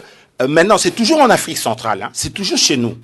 C'est toujours chez nous en Afrique centrale où on a ces genres de situations que l'on tolère, alors qu'ailleurs, personne n'accepte que quelqu'un qui a perdu une présidentielle s'entête à demeurer au pouvoir et défie le peuple. Là, on est en train de défier le peuple gabonais. Le peuple gabonais l'a exprimé de façon vive après la proclamation de faux résultats, parce qu'il ne suffit pas de proclamer les résultats pour que ceux-ci soient véridiques. Donc il faut que nous nous mettions d'accord sur un certain nombre C'est notre avenir qui est en train d'être joué. Mais en parlant d'être véridique, il y a également le président du Gabon qui, lui, a fait entendre que ce serait plutôt Jean Ping qui aurait fraudé. Donc on va écouter ces déclarations et on revient tout juste après. Europe 1, il est 8h15. L'interview politique d'Europe 1, Jean-Pierre Elkabbach. Vous recevez ce matin le président du Gabon, Ali Bongo. Élu président de la République avec à peine 6 000 voix d'avance, sur 628 000 électeurs inscrits, votre élection est contestée, Ali Bongo. Bonjour, merci d'être avec nous. La Cour constitutionnelle du Gabon se réunit demain. Si votre adversaire Jean Ping, qui se prétend président, dépose un recours, est-ce que vous êtes favorable à un nouveau décompte des résultats? La loi prévoit que décompte il y a lorsque la Cour constitutionnelle est saisie, donc après l'annonce des résultats. Donc c'est une procédure qui est normale et qui est prévue par la loi, mais seulement au niveau de la Cour constitutionnelle. Non, mais est-ce que vous êtes favorable, s'il y a recours, à un nouveau décompte des résultats? Mais je ne peux pas être favorable ou pas favorable, c'est prévu dans la loi. Et à ce moment-là, c'est dans tout le pays ou seulement dans le fief de la famille Bongo, la province du Haut-Ogooué, qui a voté presque à 95% pour vous? C'est en fait, ça dépend des recours qui sont déposés. Ce sont ces recours-là que la Cour constitutionnelle va examiner. Et la réciprocité, est-ce qu'elle est vraie? Est-ce qu'à ce moment-là, vous demanderiez, vous, des enquêtes dans le fief de votre concurrent, Jean Ping? Pas seulement dans son fief, dans d'autres endroits du territoire aussi où nous avons relevé certaines anomalies. C'est-à-dire? Nous pensons qu'il y a eu des fraudes. Mais alors, chacun accuse l'autre de fraude. Il y a 2 fraudeurs. Moi, je dis que M. Ping a fraudé. Et lui dit que vous avez fraudé. Moi, je n'ai pas organisé, je n'ai pas mis en place tout un système avec des cybercriminels pour venir frauder. Mais est-ce qu'il... Migration, action. Migration, action. Migre, action.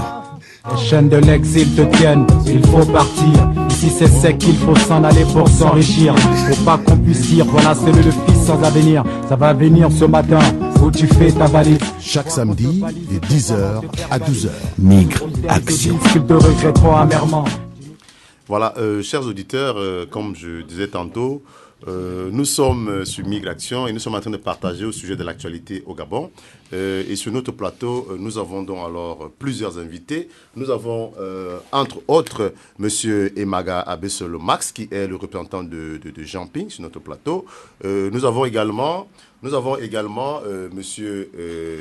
Roger Mboyo, Monsieur Roger Mboyo qui est un journaliste, c'est un habitué de notre plateau, c'est un journaliste chevronné, et puis Monsieur Parfait Chougouré, et naturellement avec nous, nous avons Monsieur Nick Johan Azizet, qui est étudiant en logistique, et puis Monsieur Kumba Genaël Kevin. Donc nous avons tous écouté tout à l'heure les déclarations du président Ali Bongo. Alors Monsieur Emaga Besolo, votre réaction après ces déclarations?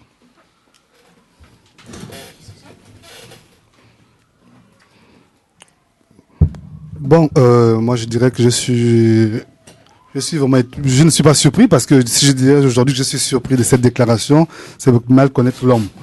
Quand il parle de fraude, c'est un peu étonnant en tant que personne qui estime qu'elle a remporté une élection présidentielle. Aujourd'hui, venir parler qu'il y a eu fraude de l'autre côté, c'est un peu aberrant. Mais bon, il y a eu un deuxième volet où il parle que M. Jean Ping a engagé des cybercriminels pour je ne sais quoi.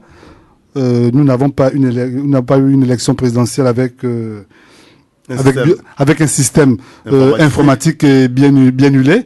Aujourd'hui, je pense que ceux qui ont observé l'élection présidentielle au Gabon, elle a été faite de manière manuelle, ancienne, comme on a toujours connu. Pourtant, on nous a parlé de biométrie.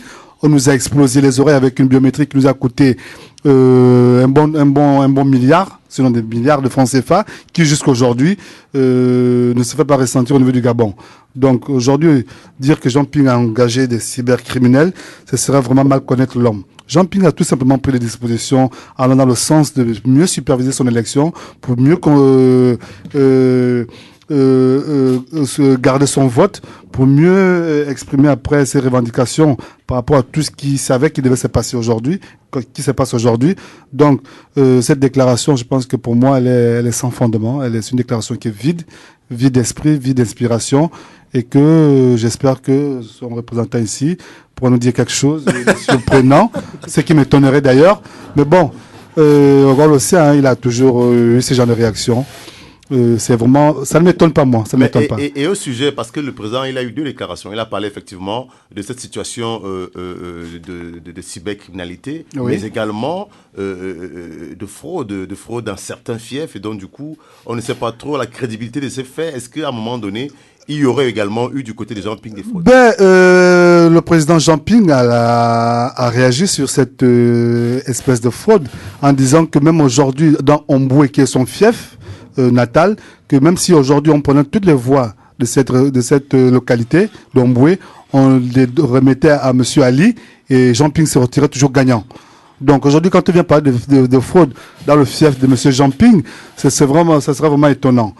Ce serait étonnant parce qu'aujourd'hui, on a vu dans la province du Glogou maritime, avec pour Port-Gentil comme ville principale, des manifestations qui se sont faites ressentir à l'annonce de la victoire d'Ali Bongo. Donc ça veut dire que si Ali Bongo estime qu'il a gagné dans cette province, pourquoi il y a eu cette manifestation? Pourquoi il y a eu ces tueries qui se sont passées à Port-Gentil?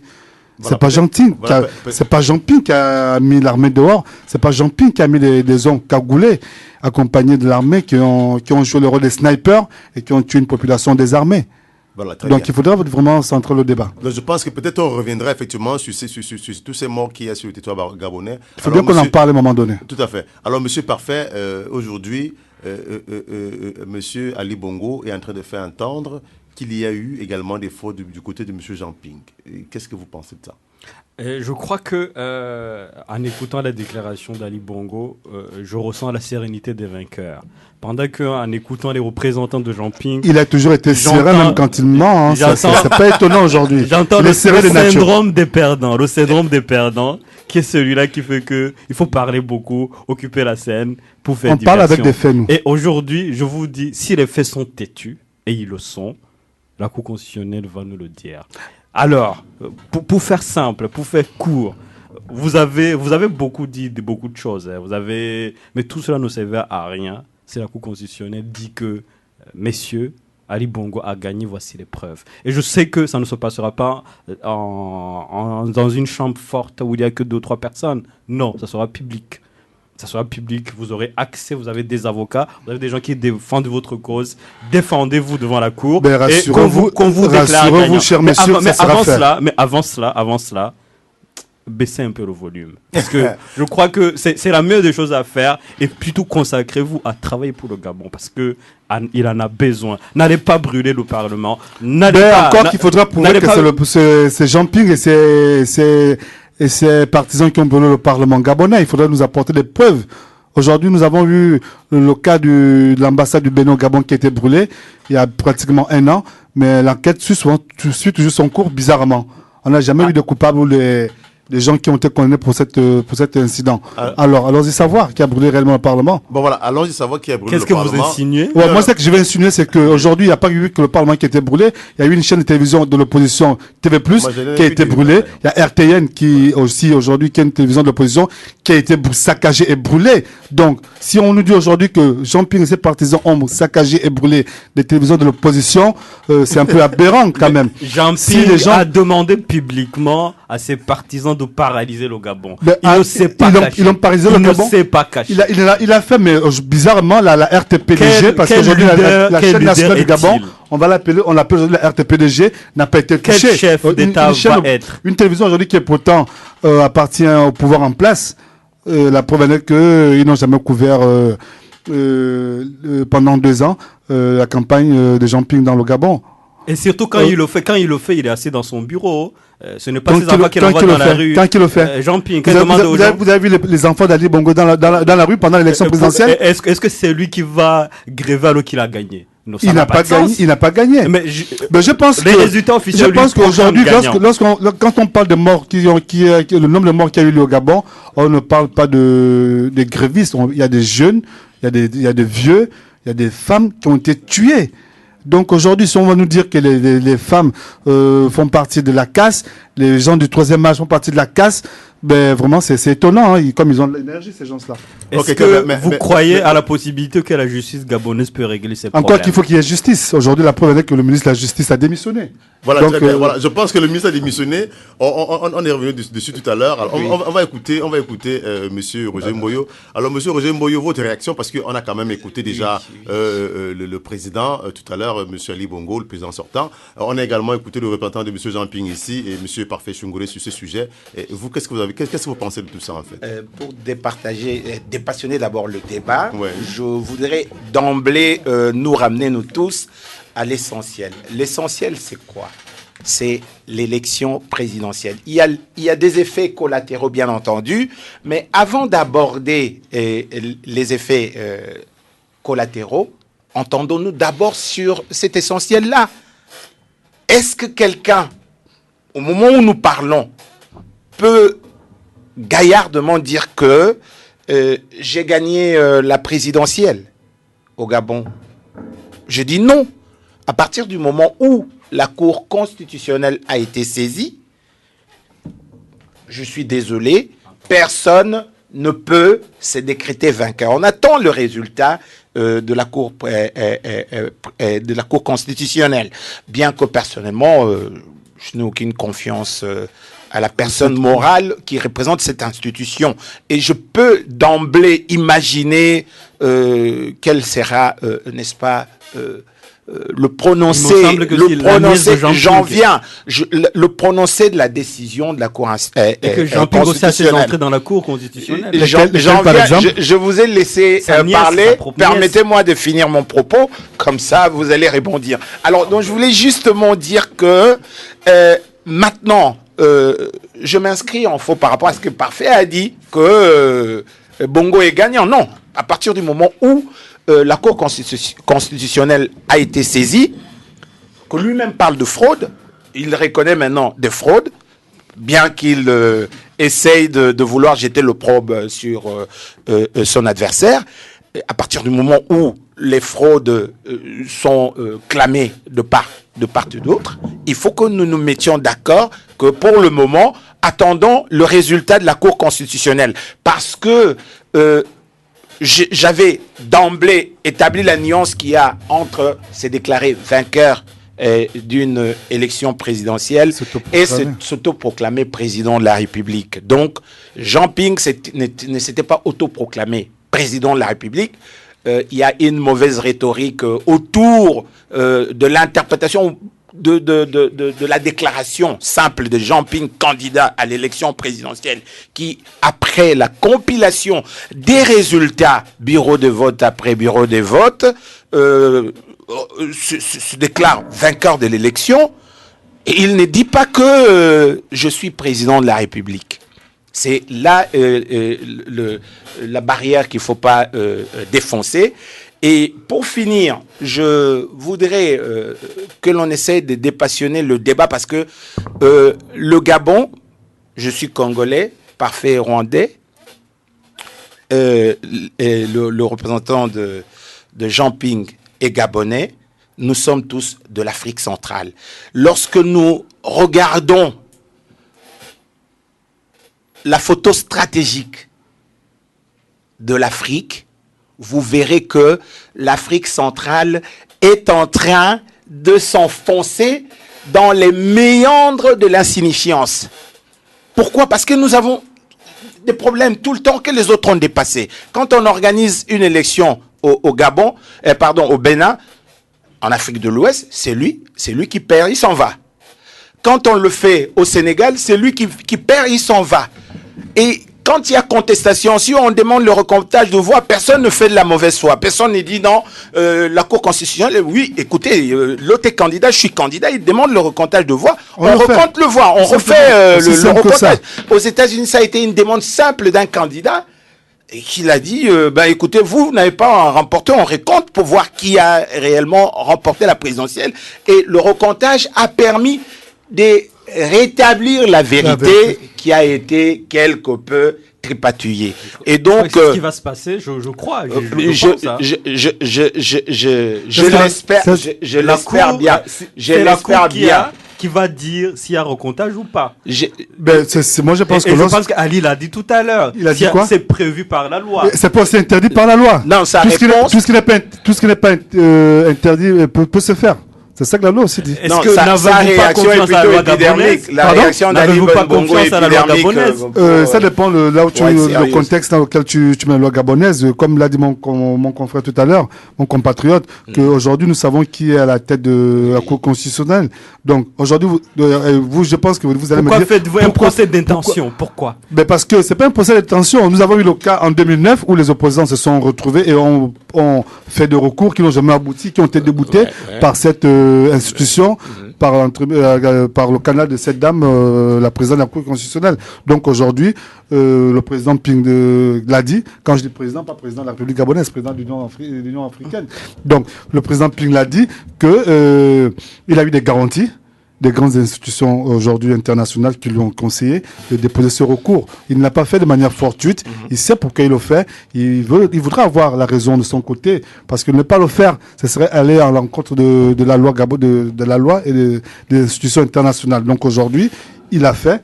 Nous attendons 13 jours. Mais monsieur Maga, on a vu effectivement l'Union africaine qui a bien voulu faire une descente pour, à un moment donné, créer... Pour faire une médiation. Une médiation. On a vu effectivement le pouvoir en place à Libreville qui a refusé de les faire venir. Allez-y savoir pourquoi le pouvoir en place a rejeté cette médiation de l'Union africaine. Est-ce que c'est le pouvoir qui a décidé de ne pas le faire venir ou bien ceux qui ont décidé de ne pas venir? Non, le pouvoir en place a estimé qu'il n'avait pas besoin de cette médiation parce que les Gabonais peuvent eux-mêmes gérer cette situation qui n'est pas alarmante. Ça, c'est une déclaration du ministre des Affaires étrangères gabonais. Je suis d'accord que personne n'est mieux placé que les Gabonais pour savoir ce qui est bien. Je voudrais vous poser une question. Dites-moi dans quel pays africain où il y a dans le monde où il n'y a jamais eu de médiation après une élection contestée.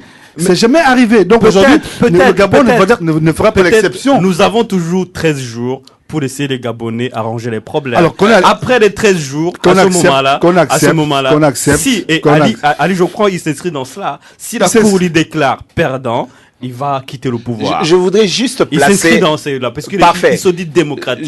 Et j'ai confiance en lui. Je voudrais juste placer un mot. Sauf qu'il est confiant que c'est lui qui gagne. Et il va être déclaré gagnant. Je voudrais juste placer un mot. Dire que c'est de la mauvaise foi que de refuser la médiation de ses frères. Mais le moment n'est pas encore venu. Laissez-moi finir. Nous sommes africains. Le principe de la case du voisin qui brûle nous tient tous à cœur. On ne peut pas être là. Le Gabon brûle.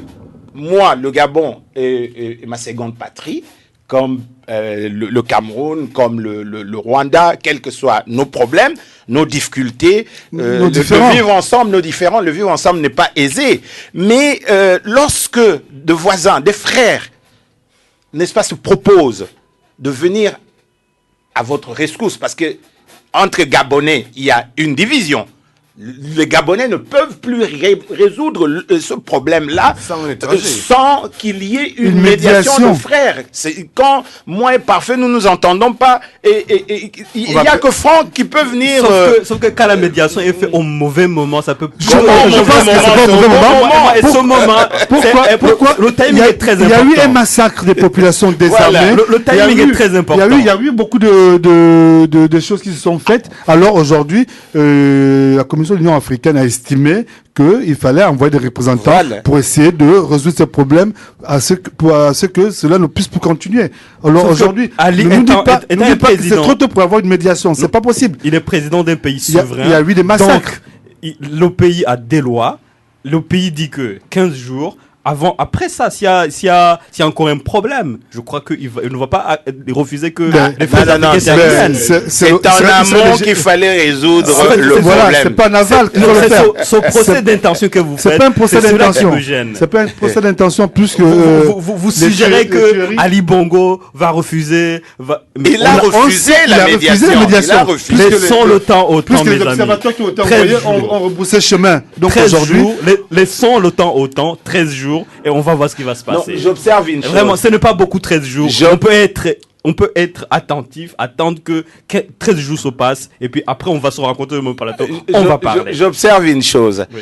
Le représentant Parfait joue le mauvais rôle. Pourquoi? Parce que il représente le camp de la mauvaise foi. De la mauvaise personne. Il le représente. C'est vous qui le dites, monsieur. Il fait l'avocat. J'assume mes propos. Il représente l'avocat du diable. Maintenant, vous savez, l'avocat du diable a tendance à vouloir jouer au procédurier, alors que le fait, demeure têtu. Mais on ne peut Ali jouer ce Bongo rôle ne pouvait pas renverser la tendance après avoir perdu 8 régions, après avoir perdu dans pratiquement toutes les représentations diplomatiques dans le monde entier du Gabon à travers le monde.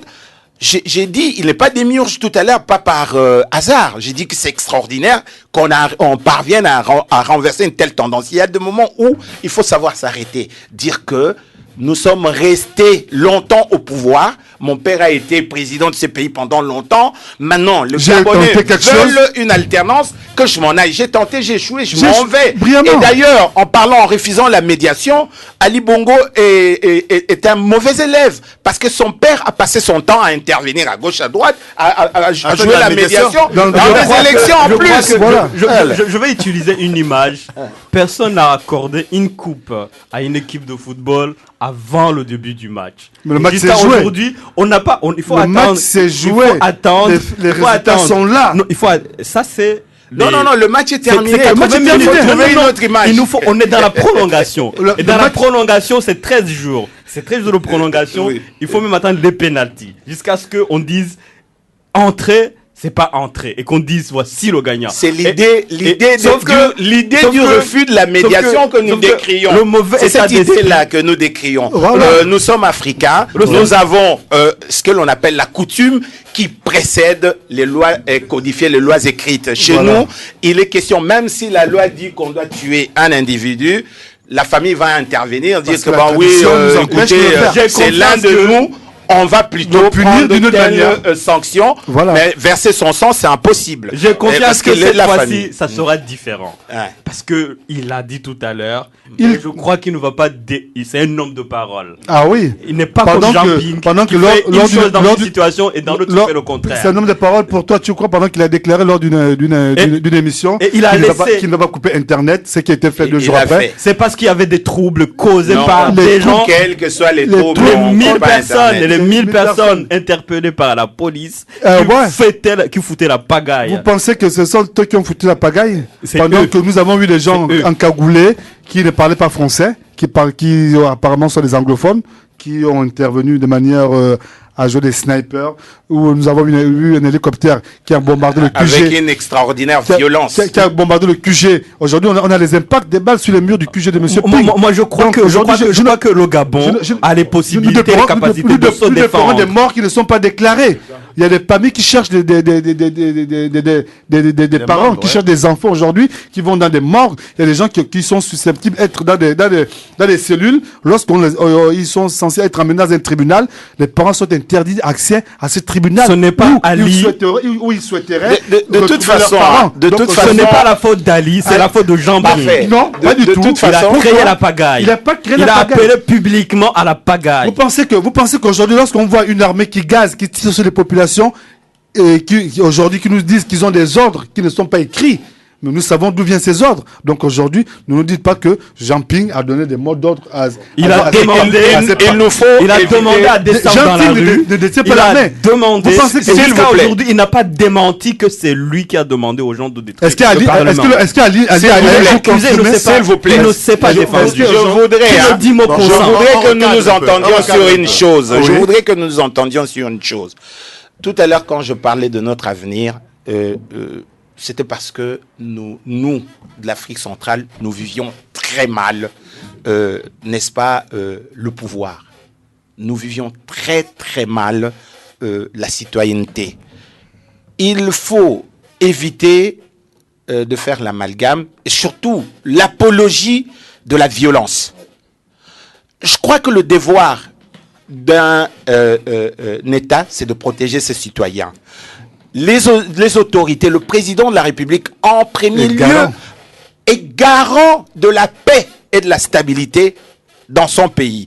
Cela suppose quoi? Il a des obligations vis-à-vis de son peuple. Il ne peut pas permettre à des gens armés de tirer sur ce peuple-là qui est désarmé. Ça, il faut que personne ne soutienne ces genres d'actions, d'activités. C'est ce que nous devons décrier. Il faut que toutes ces situations-là qui mettent en danger la vie des ressortissants d'Afrique centrale cessent. Décrions-le, quel que soit notre camp, quelle que soit notre tendance. Il faut décrier ces actes-là barbares, ces pratiques moyenâgeuses d'un autre âge qui ne doivent pas exister aujourd'hui. Si c'était au Sénégal, il y a eu révolte au Sénégal, la révolte du pain. On a brûlé ce qu'on a brûlé.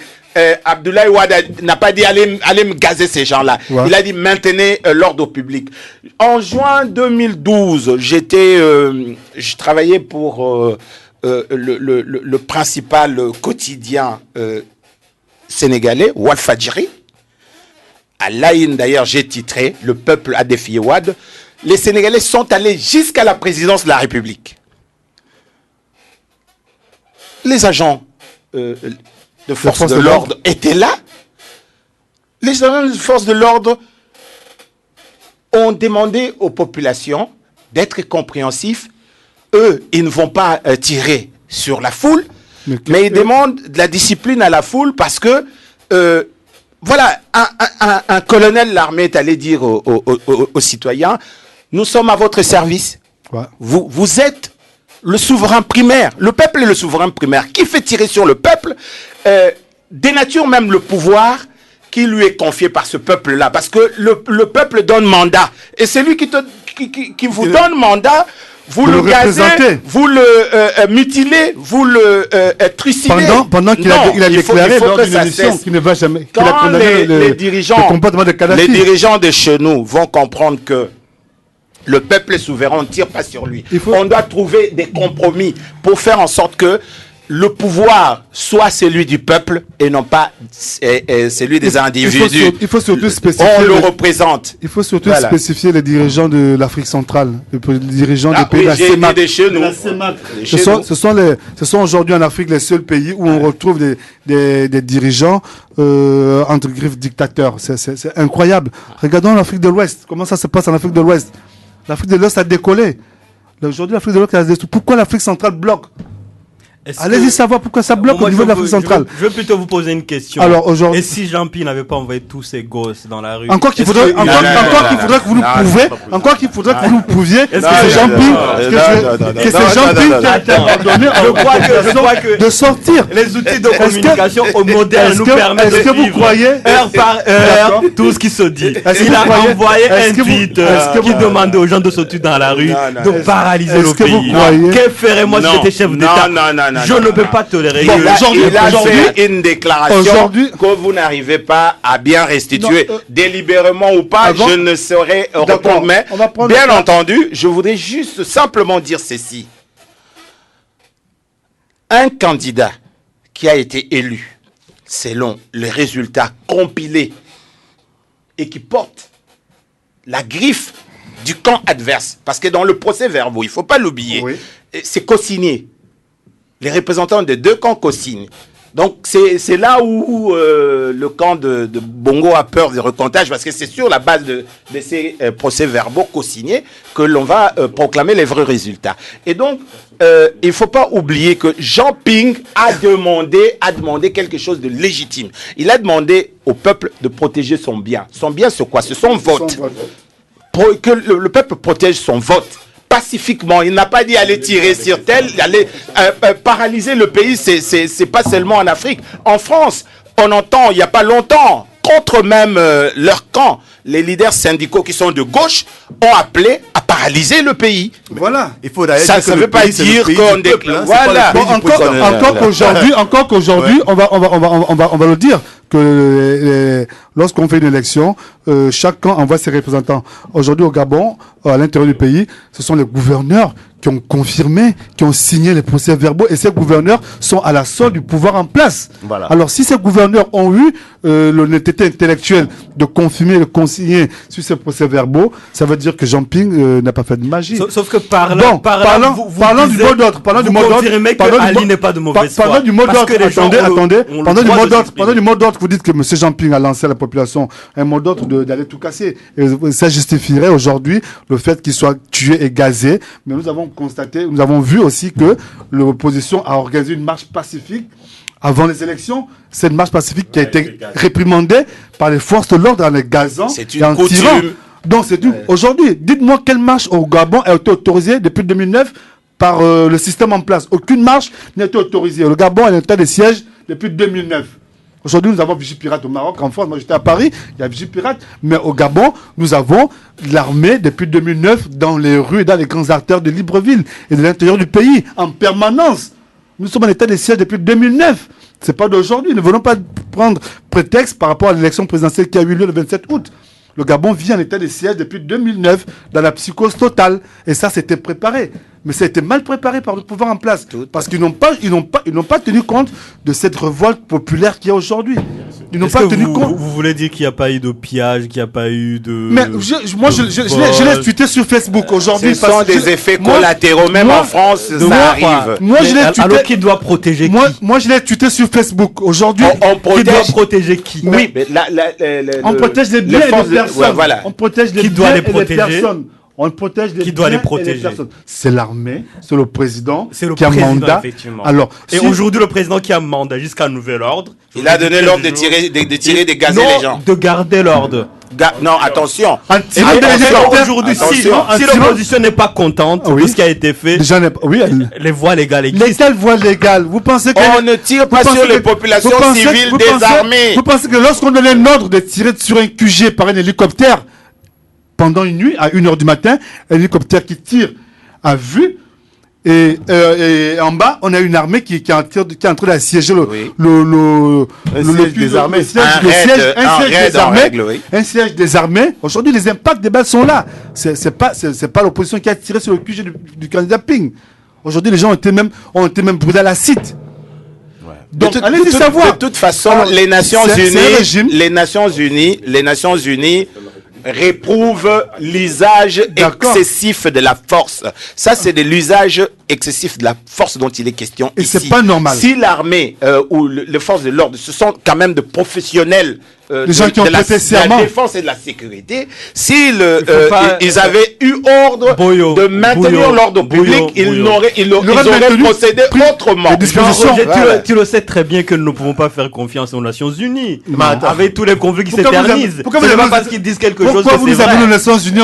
Ils sont au Congo, ils ont été partout. D'accord. C'est toujours la pagaille. Et ces gens-là, c'est eux qui vont nous dire ce qu'il faut faire au Gabon. Non, moi je crois pas. Non, je pense pas que je préfère avoir confiance à celui qui est place, celui qui a eu le mandat de protéger le peuple. S'il juge nécessaire qu'il y a des gens qui exagèrent, non seulement ils pillent, ils détruisent l'économie gabonaise, les mesures sérieuses doivent être prises. Et lorsqu'on retrouve ces collaborateurs directs dans les paradis fiscaux, avec des détournements à hauteur de 9 milliards de francs CFA, vous ne pensez pas que c'est du gros pillage?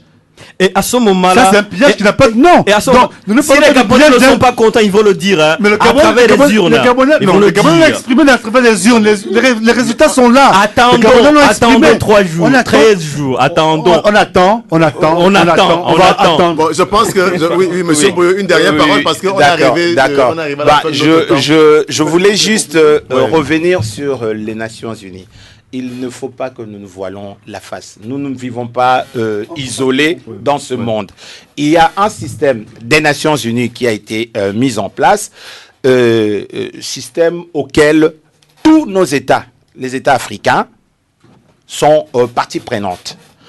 Quand on parle des Nations Unies, on parle d'une organisation internationale qui regroupe tous les États du monde et qui, à travers ses résolutions, donne des orientations pour la gestion des pays, la gestion de l'humanité, pour être beaucoup plus globale, dans tel ou tel autre domaine. En matière de droits de l'homme, par exemple, en matière de bonne gouvernance, de diplomatie. Il ne faut pas que nous sortions de ce cadre-là. Personnellement, je n'apprécie pas l'apport des Nations Unies chez moi en République démocratique du Congo, mais il n'en demeure pas moins que quand nous parlons des Nations Unies, il faut faire la part des choses.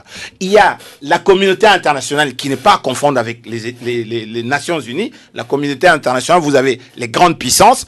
Quand on parle de la communauté internationale, j'ai dit, niet, personnellement, je ne suis pas réceptif. Mais quand on parle de l'Organisation des Nations Unies, de l'ONU, il faut savoir que c'est une organisation internationale qui donne à tous les États le moyen d'exprimer leurs préoccupations par rapport à la façon dont ils veulent que le monde évolue. Et si nos États ne sont pas suffisamment forts, c'est parce que nous n'avons pas de présidents libres, de présidents qui ont le coup des franges, c'est-à-dire de présidents réellement élus. Mal élus, Tikenja Fakoli a chanté, il faut que ça cesse. Il faut que, quand on a perdu une élection, qu'on soit suffisamment sportif et admettre de partir. et puis l'usage excessif de la violence, de qui qu'ils viennent, ne doit pas être accepté par nous autres ressortissants des pays où les populations souffrent de violations de droits de l'homme, de violence, de l'arbitraire, du terrorisme d'État. Ça, c'est le terrorisme d'État que de faire usage des armes à feu sur des populations désarmées. Et en plus, à l'issue d'une élection que l'on n'a pas gagnée. On peut dire, on peut combiner à dessein, on peut monter et démonter les scénarios. Il est fort impossible que l'on arrive à un résultat objectif qui donnerait Ali Ben Bongo vainqueur. Voilà ce qui doit être clair entre nous, au-delà de tout fanatisme. Je me dis que nous devons, nous, Africains, refuser le fait accompli, refuser que l'on nous impose des hommes providentiels, alors que le peuple, lui, est le seul à avoir le choix. Le peuple est souverain primaire. Il faut que sa volonté soit respectée. Okay. Le verdict des urnes doit être entendu. Vous finissez... Oui, merci M. Moyo pour votre fin. On va écouter M. Parfait, voilà. Le mot de la fin. J'aime bien la manière dont vous venez de chuter et vous reprenez exactement, avec d'autres mots, ce que pense Ali. Voilà ce qu'il dit. Les nostalgiques de la France-Afrique se situent du côté de M. Ping, soutenu par quelqu'un comme M. Bourgi. Moi, je m'inscris dans la rupture. Et nous tous, nous devons nous inscrire dans la rupture. Avec ces mafieux, cette France-Afrique, l'Afrique doit rester debout. Merci. Ok, très bien. Voilà, très bien. On va également écouter, monsieur Nick Yohan Azizet. On va écouter monsieur Nick Yohan Azizet qui a partagé avec nous ce moment qui était quand même assez intense. Alors, monsieur Yohan, si vous avez le mot de la fin à nous donner, qu'est-ce que vous nous diriez? D'accord, merci. Alors, comme mot de la fin, la seule chose que j'aimerais dire, c'est que dans une des chaînes de télévision, Fox Africa, M. Ali Bongo disait un vrai chef d'État ne tire pas sur sa population. Aujourd'hui, nous nous rendons compte que ce n'est pas le cas et nous nous posons la question de savoir s'il est un vrai chef d'État. Ce que nous demandons tout simplement, c'est que la vérité des urnes soit respectée et que l'on arrête de tirer sur des Gabonais et que l'on puisse ensemble reconstruire notre pays, parce que c'est bien de ça dont il s'agit. Il s'agit de reconstruire le Gabon. C'est si aujourd'hui les gens manifestent de gauche à droite, ce n'est pas pour M. Ping, ce n'est non plus pour M. Ali Bongo, mais c'est parce que tout simplement les Gabonais aspirent à quelque chose de nouveau. Et ce que nous demandons tout simplement, c'est que Mme Marie-Madeleine Brancho, qui à cet instant précis détient, on va dire ça comme ça, l'avenir du Gabon, puisse réellement faire attention à ce qu'elle dira. Nous faisons appel à la bonne moralité de cette dame et nous lui demandons tout simplement de respecter le droit et de faire ce qu'elle a à faire. Merci. Merci. Très bien. Alors, je pense que c'était assez clair la déclaration de M. Nick Yohan Azizet. On va également écouter M. Kumba Genaël Kevin. Alors, on a partagé ensemble 2 heures d'échange autour desquelles, effectivement, on a ressorti un certain nombre de choses. Alors, le moment de se séparer est arrivé. Si jamais il était question de donner un mot de la fin qui sera naturellement, qui pourrait devenir important pour l'avenir, qu'est-ce que vous diriez? Bon, j'ai plus grand-chose à dire, vu que mon compatriote ici présent a presque tout dit. Ouais. Je ne peux que m'aligner sur ses conclusions et dire que justice soit faite et que la voix du peuple puisse enfin triompher. Alors, si la voix du peuple doit triompher, elle devra naturellement passer par la Cour constitutionnelle. Alors, un mot à cette Cour qui a le pouvoir aujourd'hui. Un mot à cette Cour qui a le pouvoir aujourd'hui. Bon, je dirais juste que cette Cour n'a plus droit à l'erreur. Cette Cour n'a plus droit à l'erreur. C'est le destin de notre pays qui se dessine à l'horizon. Donc, nous allons faire confiance à cette institution et nous allons attendre, simplement. Ok, très bien. La confiance à l'institution. Et pour finir, nous avons le représentant président du candidat président, M. Jean Ping, M. Imaga Abesolo Max Steve. Alors, nous sommes arrivés à la fin de nos 2 heures d'échange et de partage. Il en ressort ce que nos auditeurs ont entendu, mais seulement l'avenir pourrait effectivement se jouer sur un certain nombre de faits. Et si jamais il fallait évoquer ces faits, qu'est-ce que vous diriez? Bon, moi je vous dirais déjà merci de m'avoir donné le privilège de faire la conclusion de notre débat. Bon, moi je voudrais d'abord aller dans le sens d'interpeller nos compatriotes gabonais, lesquels compatriotes aujourd'hui se retrouvent toujours dans le parti au pouvoir, leur dire qu'il n'est pas trop tard, il n'est pas trop tard de changer, il n'est pas trop tard de se ranger du côté du peuple, il n'est pas trop tard de rentrer dans l'histoire. Il n'est pas trop tard. Donc, qu'ils ne puissent pas hésiter, qu'ils ne puissent pas se retrouver dans la fosse dans la fosse au lion. Alors, moi, je dirais également aussi, je voudrais lancer aussi un appel à la présidente de la Cour constitutionnelle, de dire qu'aujourd'hui, il n'y a pas que les Gabonais qui regardent la Cour constitutionnelle. Le monde entier regarde le Gabon. Ouais. Il ne s'agit pas du Gabon, il ne s'agit pas de M. Ping ou de M. Ali Bongo Ondimba. Il s'agit d'un regard qui est planétaire. Les gens résument l'affaire de l'élection présidentielle au Gabon aujourd'hui entre M. Ping et M. Ali Bongo. C'est pas vrai. Il s'agit du peuple gabonais dans son ensemble, qu'on soit de la majorité ou qu'on soit de l'opposition, nous sommes tous fils du Gabon. Alors donc aujourd'hui, je vais interpeller une fois de plus, comme l'a fait mes 2 compatriotes, Madame la présidente de la Cour constitutionnelle, que le Gabon, que l'Afrique, que le monde entier a les yeux rivés sur notre pays et que le destin de notre pays est entre ses mains et le destin de notre pays est entre la décision qu'elle prendra dans 13 jours, que la femme qu'elle est aujourd'hui, nous reconnaissons que c'est une femme d'honneur, c'est une grande dame, et qui a des valeurs, et que je pense que ces valeurs, elle voudrait les défendre jusqu'à la fin. Moi, je voudrais également interpeller le peuple gabonais dans son ensemble, pour ceux qui sont au Gabon et dans la diaspora, qu'aujourd'hui, il faudra qu'on arrête de figer notre débat sur Ali Bongo et sur le candidat Ping. Ouais. Il n'est plus question de parler de Ping ou d'Ali Bongo Ondimba. Il est question aujourd'hui, sur les réseaux sociaux, dans les rues, dans le monde entier, de parler de Madame Madeleine Moranto. Il faudrait vraiment vous accentuer sur elle. Dites-lui des choses, faites-lui des éloges, appelez à sa bonne moralité, mettez sa photo en profil sur vos réseaux sociaux, sur vos Facebook et tout le reste. Il faudrait vraiment mettre cette pression sur cette dame. Et quand je parle de pression, c'est une bonne pression. C'est à faire appel à son bon sens, c'est à faire appel à son sens patriotique de mère de famille qu'elle est.